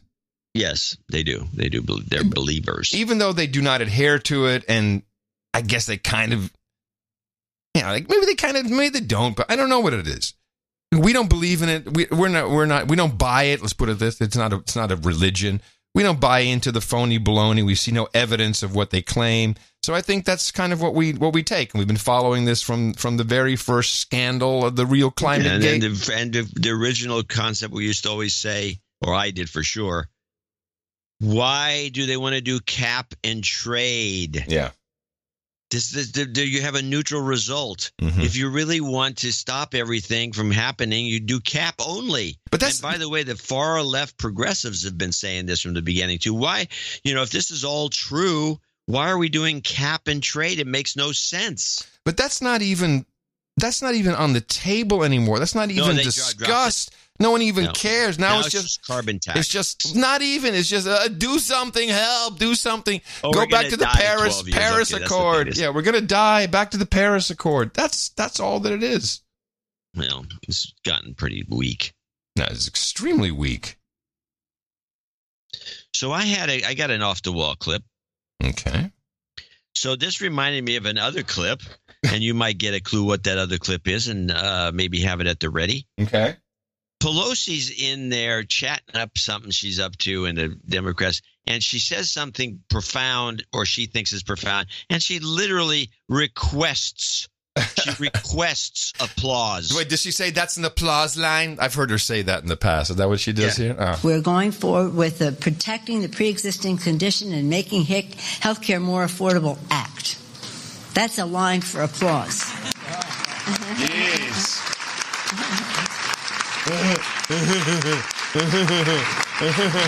Please clap. Yeah, please clap. I just thought it was so lame. And then she giggles. It's not giggling. It's it's something else. It's like a nervous thing. It's weird. She's weird. Yeah. I got a couple more. Hey, hold on. Did Lyft go public? Yeah. So they did IPO. Yeah. How'd they do? Well, I think they IPO'd at 72, if I'm not mistaken, and then they jumped to 80. Oh, wow. And then it settled back, and I believe it's trading higher than it was released at. So I kept this from last week. We didn't get to it on Thursday, or on Sunday. I'm sorry, on Thursday. God, I'm a mess. On Thursday, Sunday. Yeah, today's Sunday. Thursday. Jeez, I know. Just before, so Lyft was going to IPO.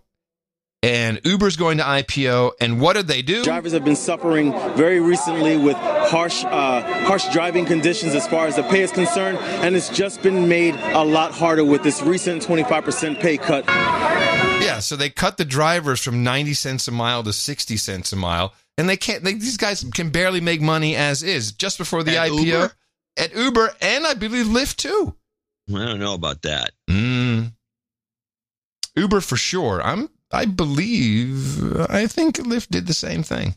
Well, Lyft's IPO was successful. Let's put it that way. Right. And Uber wanted to see what happened. This is a mistake, by the way. I don't remember the name of the company, but there was just before it wasn't a .com crash, but there was another previous crash in the 80s. I think it was 86 downturn. During the Atari game era, where these blocky games that used to sell, there was some company that had a whole bunch of hot games ready to come out, and then they decided to put off their IPO a week or two to see something going on from someone else, and then the whole economy took a dive, and all the companies went downhill. They never got their IPO out and went broke. Never got out.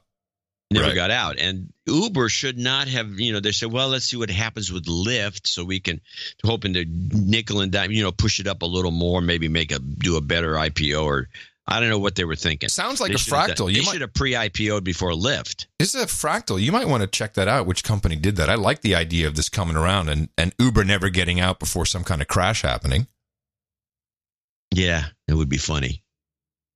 I will look into it. It reminds me another one. There's two other examples of this kind of screwing up. Friendster, had the opportunity to do a buyout, and they never did anything. And then there was that one company that was just kicking everyone's butt called News Point or something Point, and it was the one that fed news into your computer constantly. Oh no, that was. It had the word point in it. Oh my gosh, hold on. It was the screensaver we've talked about this before. It was one of the first kind of streaming news applications. It was a screensaver, and everyone loved it because you could select different. Oh, they loved it. Pointcast. Okay, and everyone loved it until everyone in the company had it, and we were still on like one. I don't like a. Half a shared T1 line for the whole company. If that. And it would update, everyone's computer would update at the same time, and the network would come to a screeching halt. It's like. Well, it was also chewing up everybody's local bandwidth. That's what I'm saying. Our own network at the office came to a screeching halt. Their network. No, we came to a screeching halt at our office. Yeah, and it became so we started taking it off, but they were offered a bunch of money because I knew one of the guys that was involved with that. Did they mess that? I have a feeling they messed that up. Didn't they mess that up? Pointcast. I think so. I think they messed it up. There was millions left on the table. Poor saps. This happens a lot. So Uber's susceptible to this.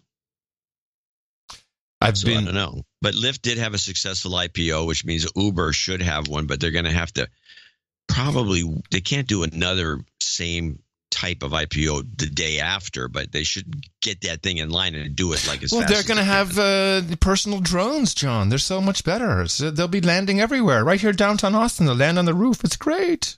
You autonomous drones. Yeah. Fairy dirt, man. Fairy dirt. I've been tracking the credit companies and apps, and producers have been tracking this as well. I told you earlier about Credit Karma, which its majority shareholders Google. They have all the information on you. And if you think that the Chinese are nuts with their social score, your credit score is the American version. And I'm sure if not already, there will be comparable applications and companies in the rest of our listening area all around the globe. And if you have one, I'd like to know about it. So just like we predicted that the insurance companies would soon want you to track your driving behavior, we see Allstate download the app, get a better rate, because the app allows them to track how fast you're driving, where you're driving, if you're speeding, if you're driving erratically. So that is already taking place. And I think people kind of understand that they're being tracked, but it's not really being tracked. You're being taught how to behave. It is modifying your behavior. And that's what these credit apps are doing. So we have Experian, one of the three who collectively have the Advantage score, which has nothing to do with your FICO score, has nothing to do with your credibility according to the banks, your credit worthiness. That is the FICO score. That is not what this is. You're being hoodwinked if you think it is. It's just a credit score that they make up, and they make it up from their own data. We could do it too. We could have a no agenda score, and not a problem.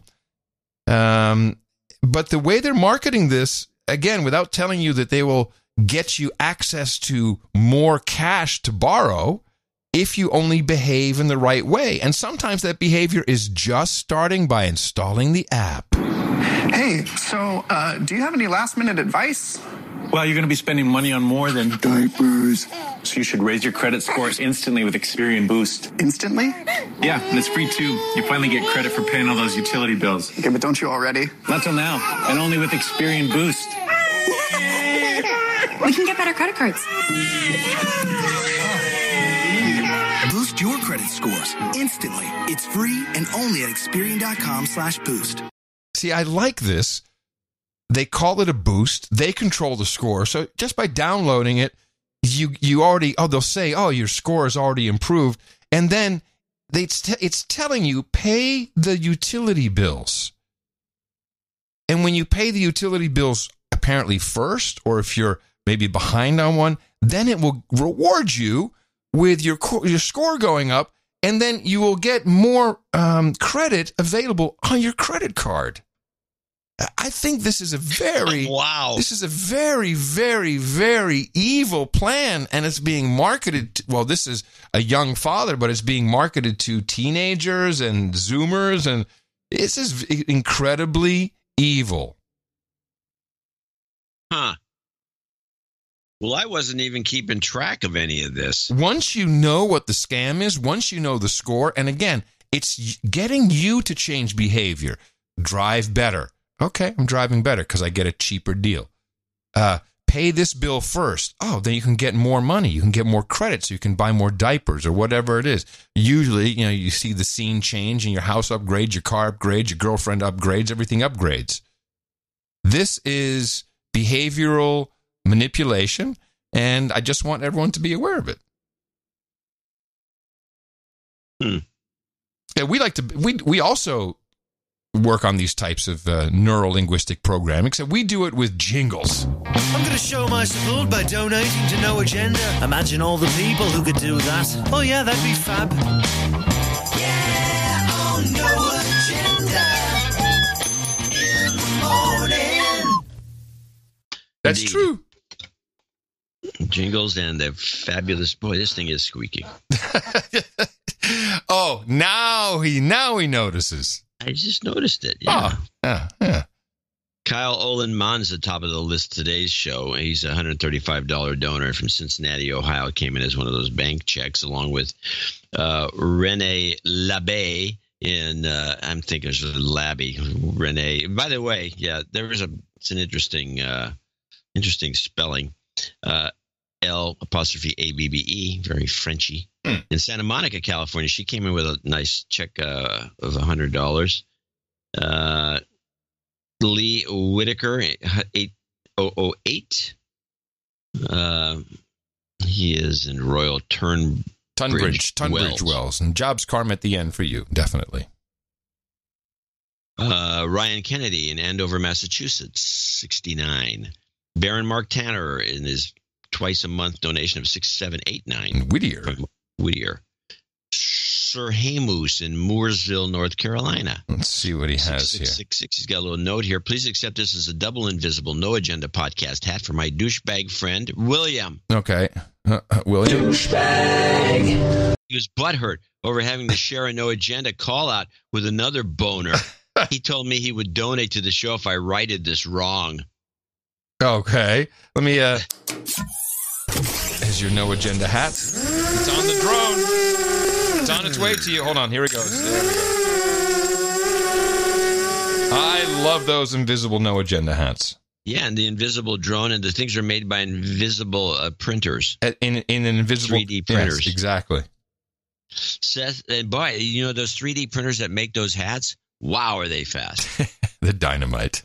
Jim Skousen, 6455, annual birthday donation. He's on the list. Seth Eckley in Bakersfield, California, another birthday boy.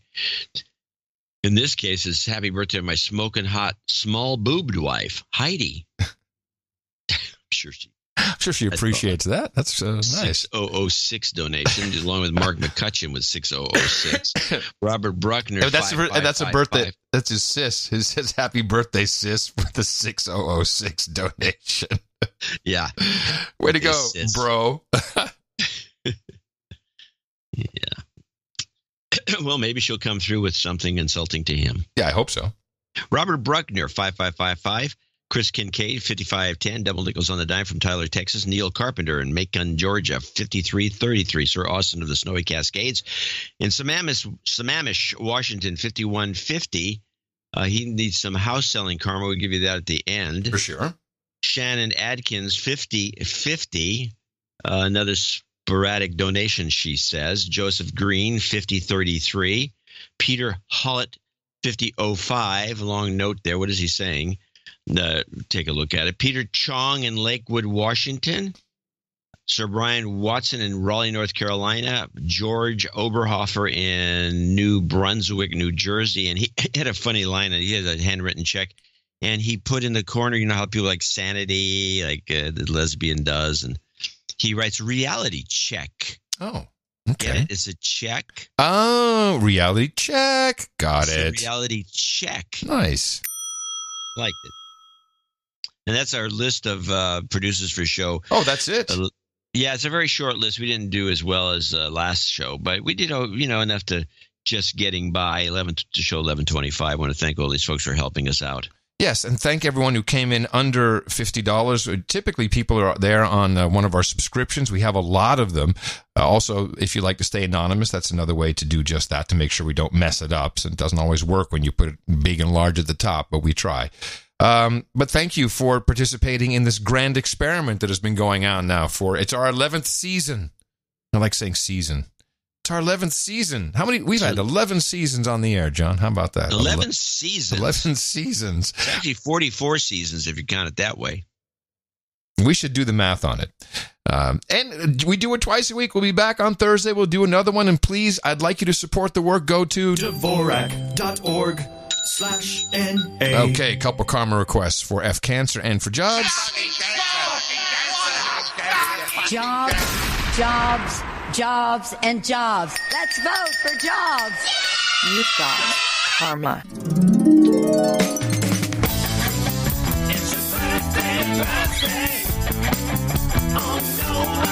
Hey, it's the last day of March 31st of 2019. Here's our list of birthdays. Rachel Wilson says happy birthday to her husband, Toby Daniel Baxter. Toby Daniel Baxter. And No, Toby. Boy, this is a mess. We'll try it again. Rachel Wilson says happy birthday to her husband, Toby. And Daniel Baxter says happy birthday to his son, Ian. He turns 21 on the 2nd. Jim Scouson's birthday. Seth Eckley says happy birthday to his smoking hot, small-boobed wife, Heidi. She turns 30 tomorrow. Mark McCutcheon celebrates his sister with another 6006. Phinonymous, who soon will be the dame of the Flashing Blades, turns 17 on Tuesday. And Eric the Shill, our very own Shill, says happy birthday to his son, Evan. He is turning 13 today. Happy birthday from Uncle John and Uncle Adam. That was rather painful. I got through it. Let's see, no title changes, but we do have 2 for the round table. So I've got my blade here. Can you get it past the squeak? Nice. All right. Phinonymous, step up. You know your daddy did it for you. Scott Nelson, we need you here as well. Both of you. Enter the round table of the No Agenda Knights and Dames for your support in the amount of $1,000 or more to the No Agenda Show. We cannot thank you more than by giving you the seat at the round table. I hereby pronouncate thee, Sir Scott Nelson, and Phinonymous, Dame of the Flashing Blades. For you, we've got Hookers and Blow, Rent Boys and Chardonnay, Baba Milk Tea and Ramen with Spicy Pork, Warm Beer, Cold Women, Pog and Poi. We got Harlots and Haldol. We got Pepperoni Roll and Pale Ales, Rubenesque Women and Rosé, Geishas and Sake, Vodka, Vanilla, Bong Hits and Bourbon, Sparkling Cider and Escort, Ginger Ale and Gerbils, Breast Milk and Pablum, and Mutton and Mead. A nice horn of the mead. Go to noagendanation.com/rings, and we'll make sure that those get out to you as soon as possible. We'd love to see Phinonymous sporting that one on the podium when she wins one of these flashing blade competitions. That'd be good. She can flash her dame ring. Yeah, that'd be fantastic. Thank you. And remember, you can support us again on Thursday at Dvorak.org/NA. That chair. It's so unprofessional. Okay. I'm wondering, see, the problem is I'm thinking about greasing it up, but I'm wondering if it's just because this is an old chair. This is an old chair I bought. I mentioned this to you off the podcast. Turns out that these chairs, we bought a couple of them for like $20 or $10 or something like that at some giveaway 20 years ago. And they're extremely comfortable. It turns out they're collectible now. Huh. And Jay showed me a picture. They're going for $350. So that means you can't grease it up? Well, I'm not sure. See, it's got a plastic bottom. It's a fiberglass chair with a comfy cushion. And I think it's the fiberglass itself that's creaking. Oh. Yeah, as that's a problem. Something else. Oh. I think it's just creaking. And I'm wondering if I can, I don't know. Well, we'll just have to live with it. I mean, it's only a podcast. It's such a great podcasting chair. Yeah, you don't hear this over on any Gimlet Media produced shows. I'm just saying. No, they have top gear there. they have the best of everything. I'm in a closet. I'm in a closet, and John's on a chair from the 30s. That's our podcast. That's our podcast, everybody. Well, I didn't think CNN would do it, but they did a pretty detailed report of the problem at the Southern Poverty Law Center. Ah, good for them. I think that surprised me. And the reason why is every single fact-check network has the Southern Poverty Law Center in its midst, which is now just scandal-ridden. It's a 2-minute report, but worth listening to the mainstream take. Since its inception, the group has fought for equal rights against some of the more infamous hate groups of our generation, like the KKK. But 2 current employees told CNN the Southern Poverty Law Center fell short in guaranteeing equality for its own staff. The employees we spoke to would not go on camera out of fear of retaliation, but one told CNN the SPLC suffers from a systemic culture of racism and sexism within its workplace. A second employee agreed. It's an environment, one of the sources says, where black employees are not being promoted despite being qualified. A workplace where a woman is made to feel she is not seen or heard. Said one employee, "My boss only hires white people." But now some employees say the group has to practice what they preach. It's bad, one employee, speaking on condition of anonymity, said. The rank and file are deeply divided. The employee describes the current upheaval at the SPLC as a revolution against the organization's longtime leadership, initiated by employees, tired of seeing the pervasive culture exist and go unchallenged by those in charge. The SPLC declined CNN's request for an interview. They did not respond to the specific claims made by some of their employees to CNN, but they did send this response from his board of directors chair, Brian Fair. We acknowledge and take very seriously the significant concerns that our talented and deeply committed staff have raised. At the Law Center, we see the solutions to these issues involving race and justice is not simple. The claims come after the firing of co-founder Morris Dees on March 13th. The SPLC says the 82-year-old was terminated after 2 separate investigations into alleged misconduct. They would not be more specific, citing privacy of personnel matters. Hi, Morris. My name is Nick Valencia. Dees did not respond to multiple attempts to reach him about his termination. An SPLC spokeswoman said in a statement regarding Dees' firing, no one, no matter that person's position at the SPLC, will be exempt from scrutiny and accountability. After Dees came the resignation of Richard Cohen, the longtime president of the organization. Cohen did not return calls. In a staff email, Cohen stepped down after 16 years at the helm. We've heard from our staff that we need to do a better job of making sure that our workplace embodies the values we espouse: truth, justice, equity, and inclusion, he wrote. While some of our sources have been critical of the culture at the SPLC, they acknowledge that the organization has done important work in shedding light on extremism. CNN spoke to one woman who said, "A lot of the claims were greatly exaggerated. I'm completely happy here. We have many women in leadership." But in recent days, the SPLC's female legal director also resigned.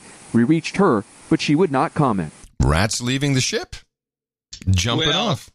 I have a different take on this. I know, and I like that. I like that you have a different take on it. The only reason why I'm surprised or a little irked that it's not discussed is the Southern Poverty Law Center is at the center of every single bit of the fake news story, and specifically Facebook, which I have another clip about.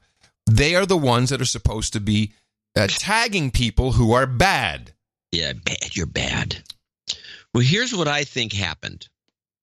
First of all, you can't make this. It's this CNN's fault when they say the problem that none of the black people were ever there, even though they were qualified, they were never promoted or ever got a raises or whatever they didn't get. And then the next sentence is he only hires white people. Right. How did the black guy get in there? And by the way, when I see representatives, they seem to be from South Asia, Indian, Bangladeshi types.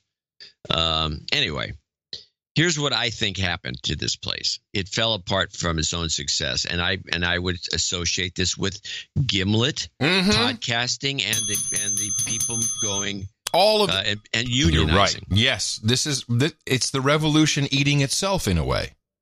So what happened with the Southern Poverty Law Center is that a couple of years ago, and somebody sent me a little memo. One of our producers sent me a memo outlining this. They decided that they're going to got to get some more money in their coffers because everybody's working their asses off, and it's a work for love for work kind of place. Everybody's happy as a clam, and so they say we're gonna get a war chest of $50 million, and we're going to spend all of our time. And once we get to $50 million, then we're going to go, get back to work. And they got $50 million in donations very easily. And they went, "Hey, that was fun." That's exactly what happened. And they said, we got to 50. Let's get 100. And they got to 100. Yeah. And then they got 200. And then they got a war chest of $400 million. And they were just having the time of their lives. And all the employees are around there going, "Hey, wait a minute. Hey, we're not getting any of this. We still have to volunteer for this. We're getting minimum wage. Yes. You've got $400 million in the bank, and we're just working our asses off here. And you're not sharing any of this." Same with Gimlet podcasting. Yeah. And so they didn't share the wealth, and they got rousted. I think that's a very decent analysis. I have nothing to argue with it whatsoever. You're right. You can't do this. You're kind of a semi-volunteer do-gooder organization, and all of a sudden you get so greedy. They're not semi. It turns out you can really fundraise, and who knew? No, they're a proper they're a registered nonprofit. They're a 501(c)(3) corporation with a hell of a lot of money, which I think they should be forced to spend. By the way, most good nonprofits, they have their own rules. They certainly have their bylaws that they have to spend. They can't just rake it in and sit on it and put it in. These guys have done. That's exactly what they've probably done. gone on a lot of expensive vacations. Oh yeah, and which irks the worker bees even more. Yeah. You're so right. You're so right. Well, it wouldn't hurt to give the worker bees a free vacation, or it doesn't hurt to share though. You don't have to be sitting on that kind of money. Millions, $400 million is a lot by anybody's standards. Well, they, as I said, they are the center of the FaceBag content screening policy. So they help make up the rules, identify who's bad. And actually, Zuckerberg. Let's see. These two clips go hand in hand. I'm kind of thinking which one I shall play first. I think I'll play the Zuckerberg's new move. I don't know where the stock is. I haven't looked at it for a while, but I think they're in deep, deep trouble. I think people are running away from the service. Well, the stock has not gone down. And the DHM Plug Show, we've had a running gag about this. Mm-hmm.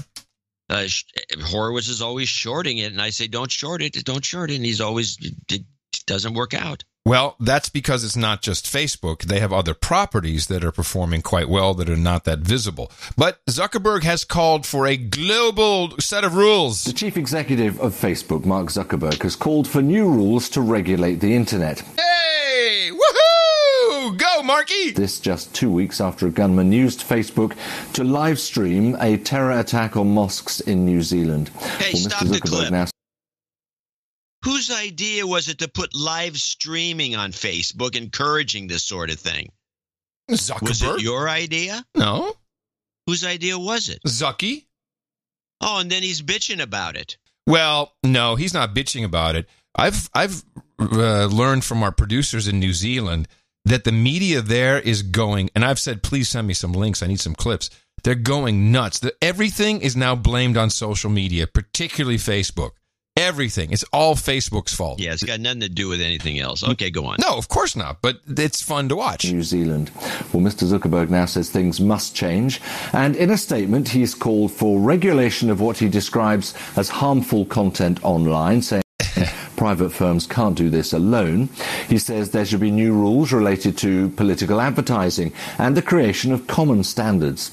There should be effective privacy and data protection for all users, with countries adopting a common framework. And he's also called for data portability. That means people should be able to move data from one service to another. What? Yeah. No, well, you can do that.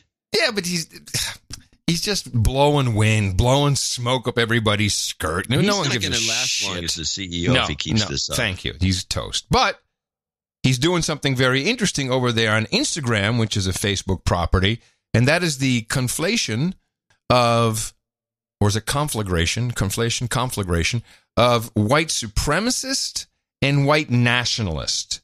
These are now one and the same. Now, Facebook has announced that next week it'll begin banning white nationalism and white separatism content on both Facebook. I'm sorry, No. But I think it's interesting. I think they say supremacy later on. I even misheard. Do you know any white separatists personally? No, isn't there? I'm sure there's some small groups of like 10 guys in the woods somewhere. I've never met one. No. But it doesn't matter. It just makes the white nationalists sound that much worse, which is that's the idea here. Now, Facebook has announced that next week it'll begin banning white nationalism and white separatism content on both Facebook and Instagram, which it controls. How did white separatism and white nationalism begin to flourish there in the first place? All of these platforms have really taken a hands-off approach. They really haven't policed white nationalism or white separatism to the extent that they have other extremist movements. I mean, the New Zealand shooting, I think, was hopefully an inflection point where it's becoming increasingly clear that they have to crack down on this stuff, because not only is this kind of extremist content running rampant on the platforms, these platforms are facilitating its growth. The big problem with Instagram, though, as opposed to Facebook and Twitter, is that a lot of these big white nationalist figures, for example, there's a huge cadre of people that are part of the Identity Europa movement. This is a white nationalist, white supremacist movement, and they're not exactly espousing their ideas on Instagram, but they're normalizing themselves. So a lot of them are adopting influencer strategies where they're kind of actually just posting about their lifestyle, posting themselves at nice events, dressed up, and people will follow some of these white nationalist figures, aspire to their lifestyle, and then end up becoming introduced to their ideas. You know, they'll go ahead and Google them. They'll start watching their YouTube videos. They'll start reading content on a blog, maybe. So they're more susceptible to that. Okay, let me get this straight. So, apparently, the evil white nationalists, white separatists, and she said it there, white supremacists. Yes, it's slipped in there. They are taking the influencer model of just dressing up nice, talking, going to events, and just kind of being a human being, a nice person. But because they're doing that, it's so sneaky, then, you'll probably Google them and you'll probably get sucked into a world where you feel at home. What the fuck, people? This is ludicrous. That's NPR, too. That's NPR. Yeah. Well, NPR is lost cause. It's really good. It's just taking... In the lifetime of our show, we have watched NPR become a lost cause. Yes, you're right. It started when we first started using that clip of that woman who was the CEO of NPR, who was still floating around that talked about advertising as NPR is one of their fundamental ways of making money. I think I have that one here. Rich Rodriguez. No, that's not it. It's we play that so often. It's advertising. No, it's sponsorship. Underwriting, advertising, whatever you want to call it. Underwriting. That's what it was. Underwriting. And why can't I find that? That really pisses me off. Jesus. Sorry. It's okay. Didn't mean to. It makes me mad. It was harsh, my mellow. It was NPR, whatever you want to call it. Here it is. Call it. Now I know why. It's mislabeled. Okay, moving on to money. How are NPR's corporate underwriting revenues holding up in the recession? And what about foundation grants? Two different stories. Underwriting is down. It's down for everybody. I mean, this is the area that is most down for us. Is in sponsorship, underwriting, advertising. Call it whatever you want. There it is. Yeah, Vivian Schiller. Vivian Schiller, yes. Who's still out and about doing things very similar. Sure. We're the schmucks. Yeah, we are. We're the ones that are doing it all wrong. You got the squeaky chair. You got the closet. It's ridiculous. We got, stringing up wires and clothespins to get it on the stream. Yeah. Oh, if only we could be Gimlet. Okay, Venezuela. I have 2 clips on Venezuela, which I'd like to share. I don't know if you have anything else. I thought I'd have a clip on Venezuela. Okay. I got the Gaza protests. I got a pre-clip. I want to play this and get it out of the way. Okay. Just so we know this is going on, because PBS, the only one, seems to be reporting on it. Cholera in Mozambique. Oh, it's about time. In Mozambique, the number of cholera cases among cyclone survivors has risen to 271, double yesterday's total. The new cases are in the city of Beira, where 500,000 people are at risk of contracting the disease that is spread by contaminated food and water and can kill within hours. The World Health Organization said 900,000 cholera vaccine doses are expected to arrive on Monday. Along with the UN. Yeah, blue helmets. You know what that brings? Cholera. Yeah, that's right. It brings extra cholera.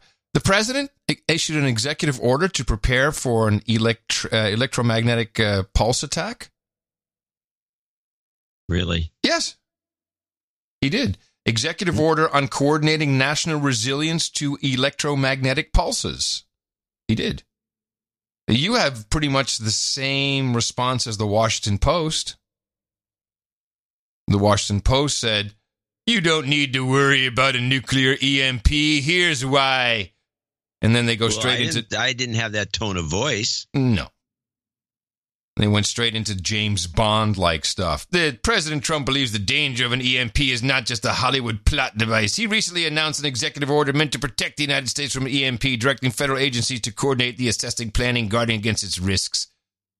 I don't think there's anything wrong with that sort of safety precaution. But they poo-poo it. Like, he's fantasizing now about James Bond stuff. Maybe he knows more than we do. That's what I'm always worried about. When Trump, why would he come out of the blue and issue this? Well, maybe it's got something to do with aliens. We never talk about that enough. Well, sorry. Stopped you in your tracks. I mean, yeah, you're right. But, there's not been any good stuff. It's kind of mainstream. Flat Earth didn't land on the moon. Although, wait, where was this? There was an actual article. Flat Earth. That one's the worst. There was an article about this. It was an article that basically said, if you believe in these things, then you're a nut job. Now, here it is. Well, no. Here, article anytime you want. It's better than this. Here we go. This is from the New York Post. Okay. If you're a birther or a 9/11 denier, chances are you aren't much fun to be around. Well, it depends if you have a podcast. That's bull crap. We've been saying this about our whack job uncle for years, but now it's back. It's always the whack job uncle. And it's backed up by science. That's right. People who buy into outrageous conspiracy theories say... Well, you mean like Trump was a Russian spy? Wait. Is that the kind of thing they're talking about? No. Outrageous conspiracy theories. You mean like Trump was a Russian spy? No, not even close. Like that no human has ever walked on the moon or the ancient pyramids were built by aliens. Are more inclined to actively engage in antisocial and, yes, criminal behavior.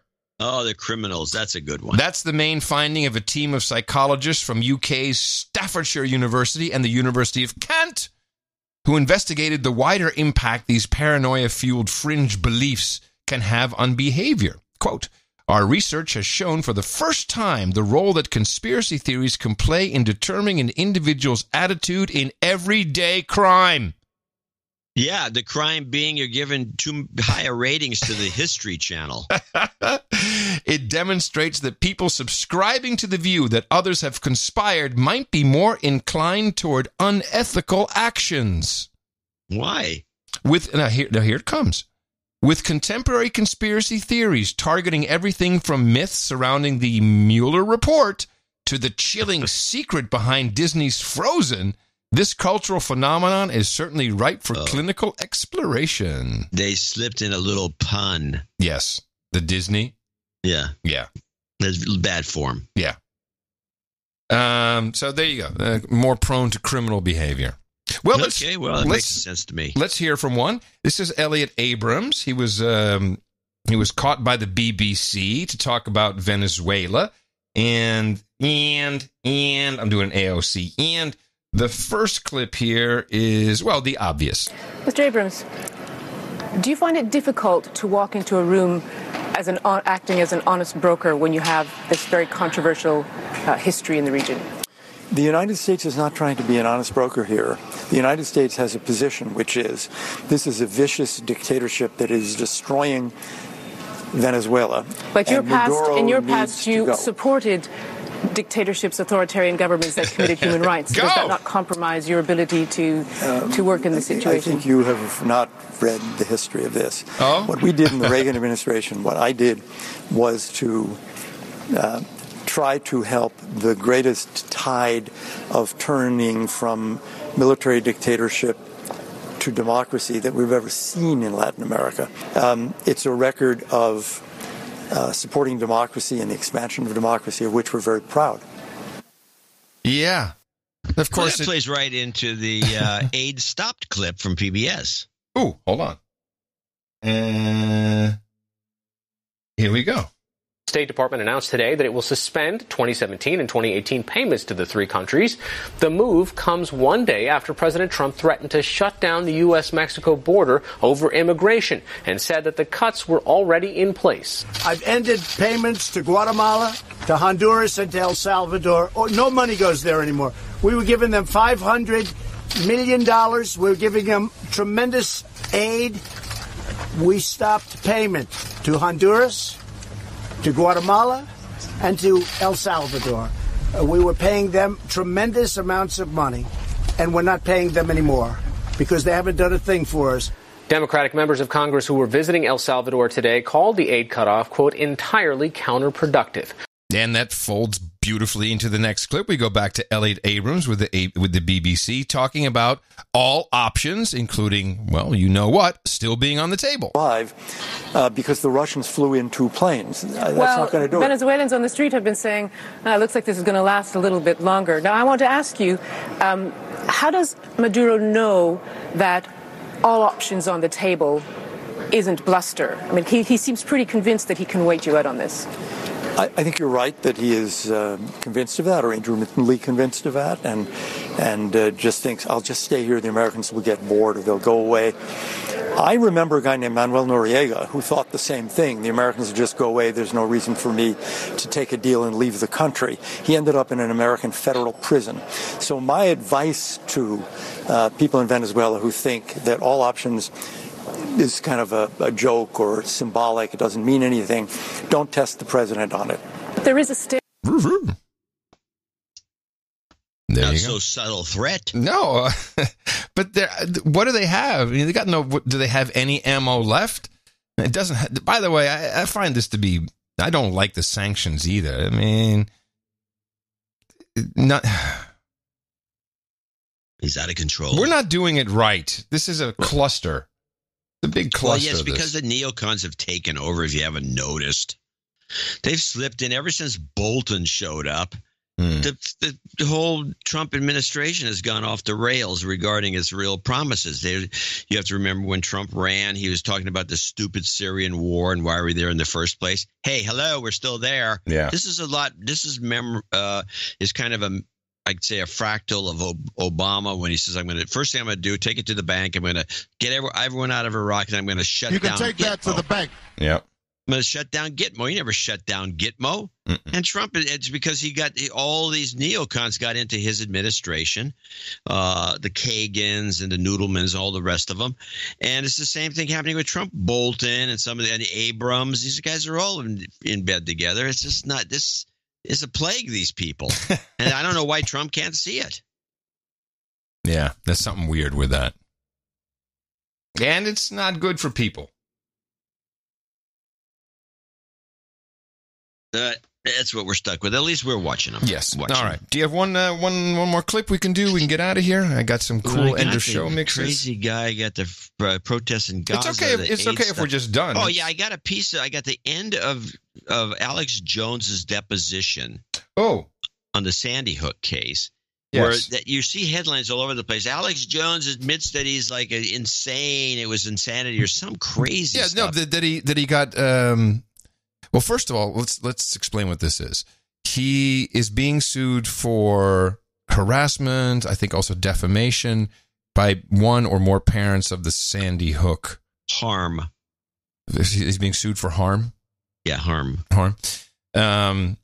And so apparently what I've read, and again, this is just our human compression algorithm, I pretty much read headlines. He says, I was insane. I got swept up in it. I didn't know what I was doing. It was nutty. Is that what's... Yes? There's a bit of that, but the real gist of the whole thing and what you see for headlines does not reflect what you're going to hear, which is that Jones play it. Kind of like a child whose parents lie to him over and over again. Well, pretty soon they don't know what reality is. So long before these lawsuits, I said that in the past I thought everything was a conspiracy, and I would kind of get into that mass groupthink of the communities that were out there saying that. So now I see that it's more in the middle, and so that's where I stand. Mr. Jones, are you finally prepared to admit that you have indeed caused these families a substantial amount of pain? Are you prepared to admit that? I am not prepared to sign on to whatever you and the mainstream media make up about me. All right, Mr. Jones, that'll have to be it. I'll see you next time. Oh, well, hold on a second. That's a little different than the headline. Yeah. Wait a minute. Let me just hear that last bit here. Finally prepared to admit that you have indeed caused these families a substantial amount of pain. Are you prepared to admit that? I am not prepared to sign on to whatever you and the mainstream media make up about me. All right, Mr. Jones, that'll have to be it. I'll see you next time. All right. So are people just passing headlines? It's pretty sketchy as to what he actually meant. the whole thing is a joke. No, I'll talk to... I mean, Jones is, he's doing the best he can. But he's right. There's whatever you make up about him, he's not a... It's just what it is. I'll get the inside scoop from Sir Ducifer. He'll let me know what's happening. Find out what's really going on. And with that, we conclude our broadcast day. From the studio and the creaky chair. Because that's who we are, people. No unions. No under-the-table payments. It's all above board. It's all right there in the show notes. And we like to do it twice a week. We'll do another one on Thursday. Until then, coming to you from downtown Austin, Texas. It's the capital of the Drone Star State, FEMA region number 4 on all the governmental maps. 6, I'm sorry, if you're looking for them. In the 5x9 Cludio in the common law condo. Until Thursday, remember us at dvorak.org/NA. And I say, in the morning, I'm Adam Curry. And from northern Silicon Valley, plain and simple, I'm John C. Dvorak. We return on Thursday with another episode of the No Agenda Show. Until then, adios, mofos, and such.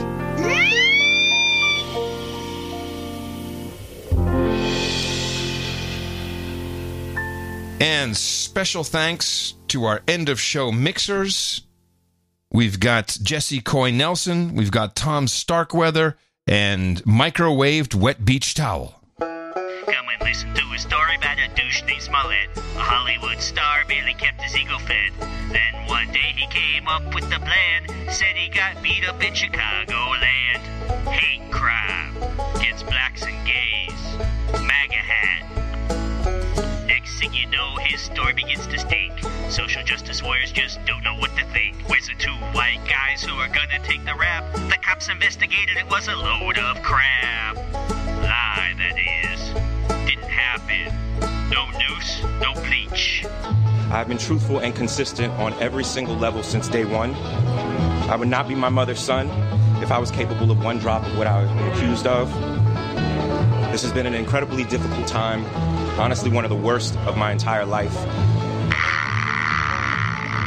So when you see a group of people and they're the ones without that black thing going around there, they're tightened up. It's like a band.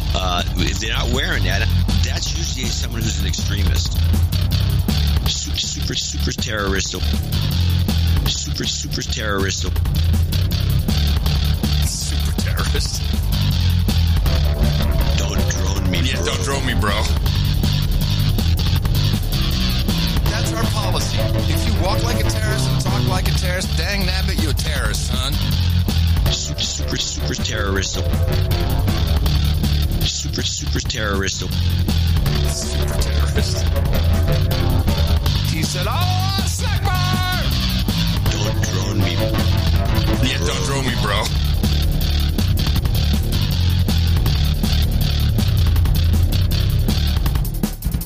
You're the president and you're sitting across from me right now. That's true. I produce more than I promised. True. It's true.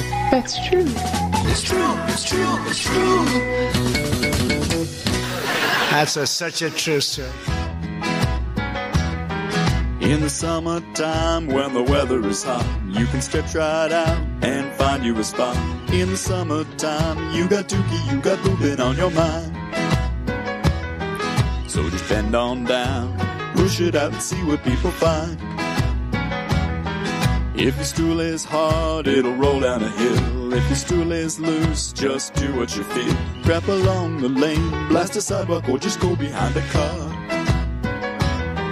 When the sun goes down, we all know that pooping is what streets are for. So sing along with us, beep, beep, beep, beep, doo-dee-doo-doo-doo, yeah, we're crap happy. Do-do-do, beep-boop-boop-beep-boop-dee-da-da. Bring your poop map, or in San Francisco you won't get too far.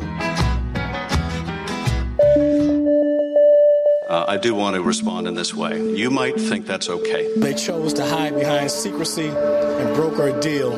My colleagues may think it's okay. I think we're all a little confused. I'm confused. To be perfectly honest with you, Wolf, I'm completely confused. You might think it's okay. Because of the judge's decision, none of that evidence will ever be made public. My colleagues might think it's okay. Member states are reluctant to transfer new sovereignty and powers to the European Union. You might think it's okay. He proceeded to plant a big slow kiss on the back of my head.